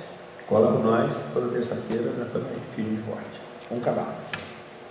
Partindo Jesus dali, seguiram-no, dois cegos, tendo entrado na casa, aproximaram-se os cegos, e Jesus lhes perguntou: credes que eu posso fazer isso? Responderam: sim. Então lhes tocou nos olhos, dizendo: faça-se-vos conforme a vossa fé. Abriram-se os olhos. Jesus, porém, os advertiu severamente, dizendo: acautelai-vos de que ninguém saiba. Saindo eles, porém, divulgaram-lhe a fama por toda aquela terra. Por que Jesus estava fazendo isso aqui toda hora? Ele falava assim: não conta não, não conta não. Dá a impressão que ele está jogando contra. É porque se todo mundo que ele curasse começasse a falar, ele ia morrer antes dele completar o que ele tinha que falar. Então fazer os milagres não era o mais importante. Ele estava preparando os discípulos. Por isso que eu estou dizendo que o que ele falou é tão importante quanto o que ele fez. A igreja, por muito tempo, gastou muita energia sobre o que ele fez, quando ele fez, por que ele fez. Show, ele fez. Mas ele não poderia ser morto antes de falar tudo que ele precisava falar e entregar tudo que ele precisava entregar, porque ele vai embora e os discípulos vão dar continuidade a isso. Então por isso que ele está em alguns momentos falando assim: não conta não que eu te curei, porque João vai dizer: se todos os milagres que ele fizesse fossem escritos, não ia caber livro na terra para explicar e contar e testemunhar todas as pessoas que ele curou. Então por isso que tem hora que ele fala assim: já tem muito testemunho, já não precisa contar nada não. Enfim, ao se retirarem eles, foi-lhe trazido um mudo endemoniado, e expelido o demônio, falou mudo. Então o demônio que estava nessa pessoa é que fazia ele ficar mudo, não era ele mudo fisicamente. A mudez dele tinha um fundo espiritual. Nem todas as doenças são demônios, mas muitas delas são espíritos de enfermidade. O demônio possessa um corpo para causar enfermidade. Então ele possessa um vírus, possessa uma bactéria. Por isso a pessoa toma o remédio não faz efeito, porque há um espírito de enfermidade por trás daquela doença. Por isso a gente ora o crente, e o certo é não mandar a pessoa parar de tomar remédio. Por quê? Deus pode curar alguém instantaneamente? É óbvio que sim. Mas há casos que aquela doença não está sendo curada, porque há um espírito de enfermidade por trás daquela enfermidade. Você repreende aquele demônio, a pessoa continua com os sintomas, então Jesus não me curou. Não, os demônios saíram. Agora você vai tomar o remédio, vai fazer efeito, porque agora é química. O remédio foi feito para matar o que é físico. Aí você está tomando remédio para matar um espírito de enfermidade? Não tem. Só se for uma tarja roxa. Não existe. Tem um espírito causando a mudez nesse homem. Quando Jesus expulsou o demônio, o cara falou. Ok? Ele foi na fonte. Veja bem. Percorria Jesus todas as cidades e povoados, ensinando nas sinagogas e pregando o evangelho do reino. Então, ele ensinava e pregava. Tem diferença. Por isso que eu falei para você que tem coisa que dá para você falar no culto que você está pregando, tem coisa que dá para você falar em aula que você está ensinando. Ele ensinava nas sinagogas, vamos ler. Ele ensinava nas sinagogas e pregava o reino também. Tem diferença no grego. Ensinar no grego é didasco. Amém? Ensinar é explicar, trazer entendimento naquele contexto. Ensinar, didasco. Pregar o evangelho é proclamação. Aí no grego é kerusso. Por isso que quando fala assim em Efésios, e ele também subiu, senão que também desceu e pregou aos espíritos em prisão, ele não didasco no inferno, ele não explicou nada para o diabo, ele kerusso, ele pregou aos espíritos em prisão, ele proclamou. Pregar não é ensinar, é óbvio que está junto, mas existem partes da pregação que são afirmações proféticas. Nessa parte não há preocupação de ensino, sim é como se você fincasse uma bandeira assim, ó, o reino está sendo estabelecido aqui. Então, partes da mensagem às vezes está dentro de didasco, você está explicando, e partes da mensagem está dentro da implantação do reino, está dentro de kerusso, você está proclamando. Lembra do Arauto? O Arauto, que é esse filminho que você assiste Sessão da Tarde, os caras vinham com aquelas cornetas, aí o cara abriu um negócio assim e lia: o rei diz que dessa a partir de hoje, isso é kerusso. Ele não está explicando, aquilo ali não interessa se a pessoa concorda ou não concorda, aquilo ali é. Amém? Então Jesus ora ensinava e ora e falava: isso aqui é, não tem como, independe se você concorda ou não, é. Vendo a multidão, se compadeceu delas, porque estavam aflitas e exaustas, como ovelhas que não têm pastor. Então se dirigiu aos seus discípulos: a seara na verdade é grande, mas os trabalhadores são poucos. Rogai, pois, ao Senhor da seara que mande trabalhadores para a seara. Não era trabalho de um homem só, por isso ele chamou 12, depois 70, depois derramou o Espírito sobre eles, depois o Pentecoste, depois você e eu, porque a seara continua sendo grande. Deus quer usar você. Amém? No 10, então, para a gente acabar aqui, vai acabar na hora certinha. Tendo chamado os seus 12 discípulos, deu-lhes Jesus autoridade sobre espíritos imundos, para os expelir e para curar toda sorte de doença e enfermidade. Ora, os nomes dos 12 apóstolos são estes: primeiro Simão, por sobrenome Pedro, e André, seu irmão; Tiago, filho de Zebedeu, e João, seu irmão; Filipe e Bartolomeu; Tomé e Mateus, o publicano; Tiago, filho de Alfeu, e Tadeu; Simão, o zelote; e Judas Iscariotes foi quem o traiu.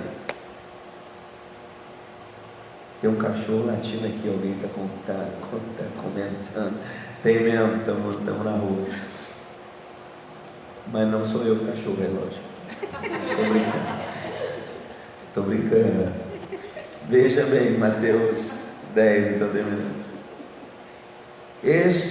A estes 12 enviou Jesus, dando-lhes as seguintes instruções: não tomeis rumo aos gentios, nem entreis em cidade de samaritanos, mas de preferência procurai as ovelhas perdidas da casa de Israel. Porque a função de Jesus, em primeira instância, era os seus. Ele veio para os seus e os seus não o receberam. Amém? Essa abertura fez com que o reino fosse atingido a todos nós. Por isso, Romanos 11, o apóstolo Paulo vai dizer para nós que nós fomos enxertados na oliveira verdadeira. Eles rejeitaram e assim a graça de Deus nos alcançou. Se a rejeição deles provocou a graça de Deus sobre nós, imagina quando Deus resolver fazer algo com eles. Vai ser extravagante. Amém? À medida que seguirdes, pregai, está próximo o reino dos céus. Curai os enfermos, ressuscitai os mortos, purificai os leprosos, expeli demônios. De graça recebestes e de graça dai. É o transbordo, tá vendo? Ele faz o que ele te mandou fazer, entrega, desata, faz, em nome de Jesus. Amém? Não vos provereis de ouro, nem de prata, nem de cobre, nem nos vossos cintos, nem alforje para o caminho, nem duas túnicas, nem sandália, nem bordão, porque digno é o trabalhador do seu alimento. Ele está falando, ninguém vai para o reino, deve se preocupar aí por condições, que a condição é do reino.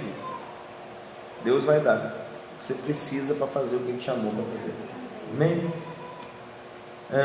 Em qualquer cidade ou povoado em que entrardes, indagai, quem neles é digno, aí ficai até vos retirardes. Ao entrardes na casa, faça isso aqui, ó, isso aqui é fantástico. Ao entrardes em uma casa, saudai. Ele vai falar com que tipo de saudação? Se com efeito a casa for digna, venha sobre ela a vossa paz. Se porém não for, torne para vós outros a vossa paz. No outro evangelho fala assim, paz seja nessa casa. Aí você entra. Se alguém ali for filho da paz, recebe. Se não for, a paz volta para você e você fica bem lá. Amém? E faz o que você tem que fazer lá. A gente vai começar as casas de paz. Você vai entrar nas casas, vai desatar o reino de Deus lá. Amém? Estou esperando você formar sua dupla já. Dia 31 a gente está aqui para passar para você as direções. E a gente vai ganhar muita gente para Jesus. No final nós vamos fazer um encontro com Deus. Vai ser poderoso. Se alguém não vos receber nem ouvir as vossas palavras, ao sairdes daquela casa ou daquela cidade, sacudir o pó dos vossos pés. Porque às vezes você fala, a pessoa que está te ouvindo não quer ouvir você. Eu já tive muitas experiências como essa. Você está ali falando a verdade, não sei o quê. Não que você está sendo grosso. Você está dizendo o que Jesus pensa sobre aquilo que a pessoa está vivendo. E ela olha para você e não recebe aquilo. Ele está dizendo, olha, limpa-se o pó e vida que segue. Amém?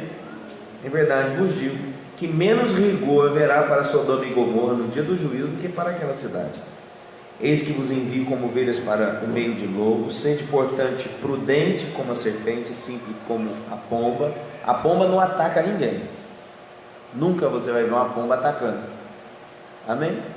E nunca você vai... nunca é complicado. Mas a serpente, ela tem mais preocupação do que desejo de ataque. Ela é prudente, cautelosa. Ela não anda por qualquer caminho ou a qualquer hora. Você acha nos cantinhos, né? Fica na sua e não desenvolva um espírito que ataca.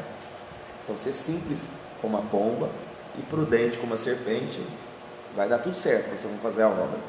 Amém? Senão a gente entra numa rota de pessoas que ficam muito polêmicas.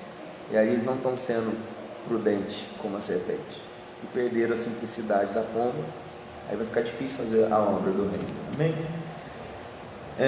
Eis que eu vos envio como ovelha. Acautelai-vos dos homens, porque vos entregarão aos tribunais, açoitarão nas sinagogas, por minha causa serei levados à presença dos governadores e dos reis. Então aqui os valores do reino vai ficar bem claro, amém? Ele vai começar a falar agora que alguns vão sofrer dano por pregar o reino. Quando vos entregarem, não cuideis em como ou o que haveis de falar, porque naquela hora vos será concedido o que haveis de dizer, visto que não sois vós que falais, mas o Espírito de vosso Pai é quem fala por vós, amém? Um irmão entregará à morte o outro irmão. Por isso que eu falei para você que não tem como servir a Deus dependendo de pessoas. Por isso você tem que entender sua identidade. Você entendeu que você é filho de Deus. Alguém da sua própria casa pode te trair e você vai continuar sendo filho de Deus. Aquela tempestade vai revelar sua base. Não vai tirar a base de você. Não pode tirar. Amém? Então ele pregou muito sobre isso. Agora ele está na parte prática. Está mandando os caras aí. Ele está falando para eles, ó, dorme no barco, vai dar tudo certo. Mesmo quando te entregarem, um pai ao filho, filhos haverá que se levantarão contra os progenitores e os matarão. Sereis odiados de todos por causa do meu nome. Aquele, porém, que perseverar até o fim, esse será salvo. Quando, porém, vos perseguirem numa cidade, fugi para outra. Porque em verdade vos digo que não acabareis de percorrer as cidades de Israel até que venha o Filho do Homem. Ou seja, a mensagem sempre foi assim, de emergência. Não é que ele estava errado. Amém? O discípulo não está acima do seu mestre, nem o servo acima do seu senhor. Basta ao discípulo, ser como o seu mestre, e ao servo ser como o seu senhor. Senhor com letra minúscula, então ele está falando de pessoa. O discípulo, basta para o discípulo ser como o seu mestre. Amém? Ah, mas eu não vou fazer obras maiores? É lógico que vai, só que você não vai ser maior que o mestre, não tem como. Deus respeita essa parada aí. Ninguém vai ser maior que Jesus. Você vai fazer coisas maiores, mas não significa que você é maior. Amém? Eu já vi grandes avivalistas que são membros da igreja. Tem o pastor dele, ele prega no mundo inteiro, mas no domingo ele é pastor, ele é ovelha daquele pastor, porque o discípulo não é maior que o mestre. Ele faz coisas maiores. Se você entender esse segredo do reino, não vai ter limite para você. Você vai pisar nos locais da terra. O seu coração é apacentado por alguém. Show de bola, fechou. Vai fluir poderosamente. Amém? Se chamaram Beelzebul, o dono da casa, quanto mais aos seus domésticos. Portanto, não temais, pois nada há encoberto que não venha a ser revelado, nem oculto que não venha a ser conhecido. O que vos digo às escuras, dizei em plena luz. O que se vos diz ao ouvido, proclamai no eirado. Ou seja, aquilo que Deus fala com você na intimidade, é que você vai subir no telhado para ganhar força. É o que a gente está fazendo agora aqui na internet. Você está lá horas estudando, anos estudando o Evangelho. Você está aqui vendo, não tem esboço, não tem iPad, não está vindo isso. Daquilo que vem sendo falado na intimidade já de muito tempo. Agora sobe no telhado e entrega isso que eu te dei, porque é transbordo. Eu não posso morrer com isso. Eu vou morrer e deixei uma igreja construída, mas eu tenho que deixar um legado de palavra, de revelação, de intimidade. Essa é a função do reino. Senão eu gastei minha vida com o quê? Eu vou chegar no céu com a mão calejada, porque fiz uma igreja, e com a garganta também calejada, porque preguei o reino dele com pressão. Amém? É o equilíbrio, não tem como. Não temais os que matam o corpo e não podem matar a alma, temei antes aquele que pode fazer perecer no inferno tanto a alma quanto o corpo. Foco de temor. Temor dos discípulos quando ele mandou o vento calar a boca, e eles olharam, caraca, ele manda até no vento, temeram. Agora ele está levando os discípulos para outro nível. Ele está falando assim, ó, você não deve temer o cara que pode matar você, porque ele não pode fazer nada com a sua alma. Você deve realmente temer quem tem poder sobre a sua alma. O único que tem é Deus. Então teme a Deus, não os homens. Amém? Não se vendem 2 pardais por um asse, é monetário esse valor. Nenhum deles cairá em terra sem o consentimento de vosso Pai. Quanto a vós outros, até o cabelo da vossa cabeça estão contados. Não temais, pois bem mais valeis vós do que muitos pardais. Lembra que ele falou lá atrás? É a vida, é mais do que o corpo. Amém? O corpo é mais que a veste. E você vale mais do que um passarinho. Então aquilo que ele ensinou lá atrás, ele está agora batendo com os discípulos ali de novo, ponto a ponto, para dizer para eles: vão e façam a obra exatamente como vocês me viram fazer, e vai dar tudo certo. Portanto, todo aquele que me confessar diante dos homens, também eu confessarei diante de meu Pai que está no céu. É por isso que a gente faz a pessoa aceitar Jesus publicamente na igreja, porque ela pode ter confessado isso no coração dela, e é no coração que ela se converte, mas com a boca se confessa. Amém? Para quê? Porque é público, porque quem confessa Jesus publicamente, Jesus vai confessar ele no céu, né? Esse cara me recebeu, no meio de um monte de gente. Por isso que o batismo é a maior confissão pública que uma pessoa pode fazer, porque naquela hora ali ela está dizendo assim: eu nasci para esse Deus, minha vida é dele agora. Fica feio para essa pessoa que se desvia depois, mas você fez publicamente, então se mantenha de pé em nome de Jesus. Aquele que me negar diante dos homens, também eu o negarei diante de meu Pai que está no céu. Não penseis que eu vim trazer a paz à terra. É agora que o negócio fica doido. Há anos e anos e anos atrás eu li isso, a pastora ficou assim me olhando assim: meu Deus, como é que pode ser um negócio desse? Eu falei: então,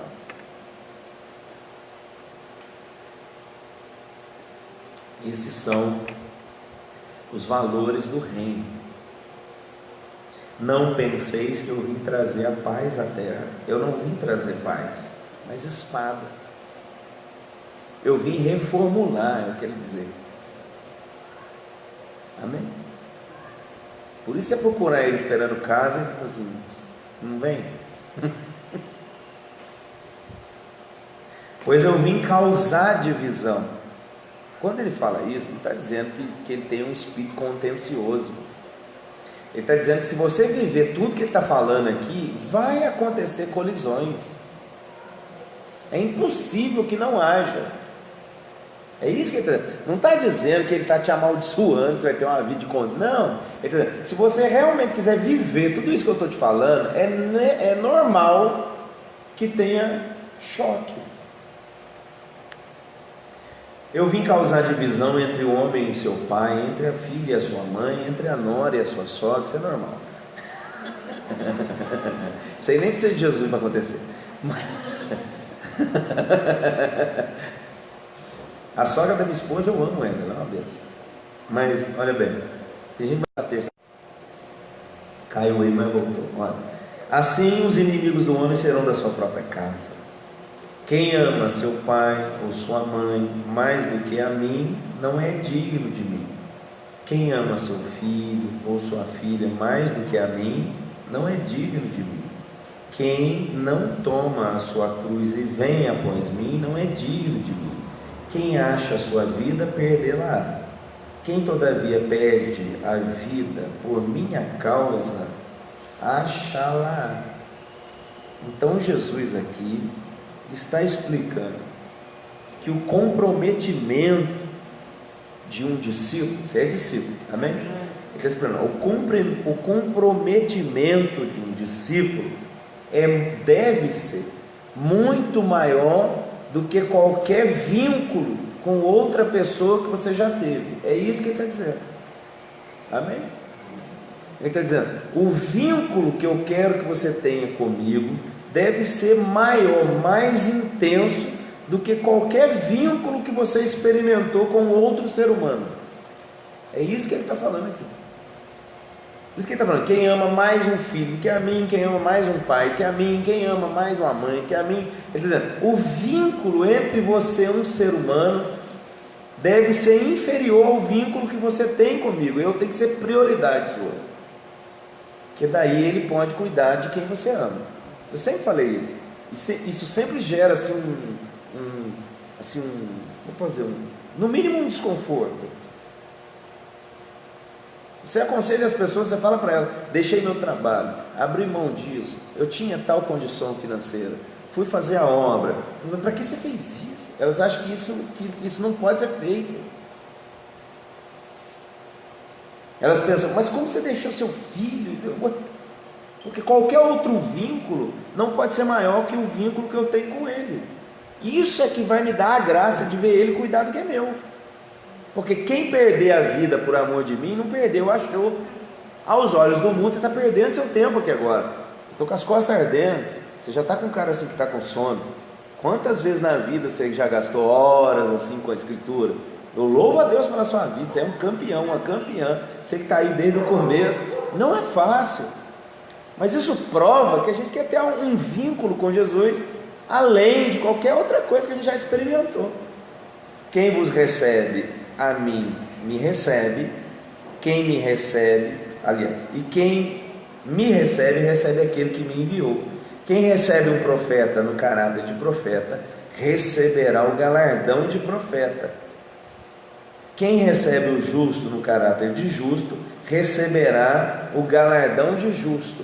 Isso aqui o apóstolo usa uma frase, outros pregadores usam, que é fantástico, assim, a unção que eu honrar, é nela que eu vou prosperar.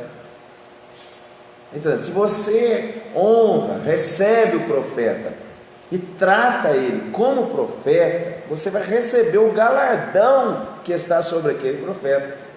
Por isso, quando a igreja passa a honrar o profeta, a andar debaixo de honra, ela passa a receber o galardão que está sobre aquele profeta, entendeu?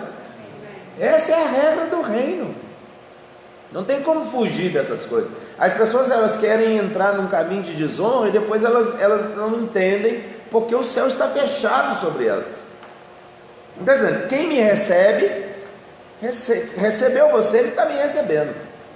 Honrou você, aquilo que eu faço na sua vida, Ele também vai receber o que eu faço, porque Ele está fazendo por você, porque sabe que fazendo a você, está fazendo a mim. Então quem honra o profeta na qualidade de profeta, recebe o galardão de profeta. Amém? Quem der de beber, ainda que seja um copo de água fria, a um destes pequeninos, por ser este meu discípulo, esse é um detalhe, em verdade vos digo que de modo algum perderá o seu galardão. Então quem faz alguma coisa para alguém, porque essa pessoa serve a Jesus, recebe galardão. Ah, mas se essa pessoa não serve, não, é assistência social. Mas se você faz algo a alguém, porque sabe que aquela pessoa é alguém que serve a Deus, é um discípulo, você ganha galardão. Amém? E aí terminamos sobre as recompensas do reino. Amém? Você que está aqui até agora, nós concluímos essa etapa aqui de Mateus. Você ficou aqui até agora, são horas aqui lendo o texto, se atentando a detalhes, e eu louvo a Deus pela sua disposição mental, espiritual, a igreja que está aqui comigo, você que está aí na internet, que seja um tempo de muito ensino, de muito aprendizado, não só aprendizado, mas de prática, que Deus possa conduzir você a essa nova etapa da sua vida. Que o Senhor te abençoe e te guarde, que o Senhor resplandeça o rosto sobre você, que Ele dê a você um espírito reto, que você e eu, você que está aí me assistindo, que nós possamos acessar todas essas verdades do reino, alcançar o que Jesus queria com essas coisas, porque o reino é uma possibilidade real, acessível. Eu oro para que o reino de Deus se manifeste na sua vida, na sua casa, que você veja a graça, a ação de Deus sobre a sua vida, sobre as obras das suas mãos. Por onde quer que você andar, suas bases não podem ser arrancadas, nem vento, nem tempestade, nem a força das águas estão autorizadas a lhe causar dano, porque você é filho do reino de Deus. Que o Senhor te abençoe poderosamente. Amém? Até terça-feira que vem. Amanhã tem culto, a gente está aqui juntos. Amém? Deus abençoe você poderosamente.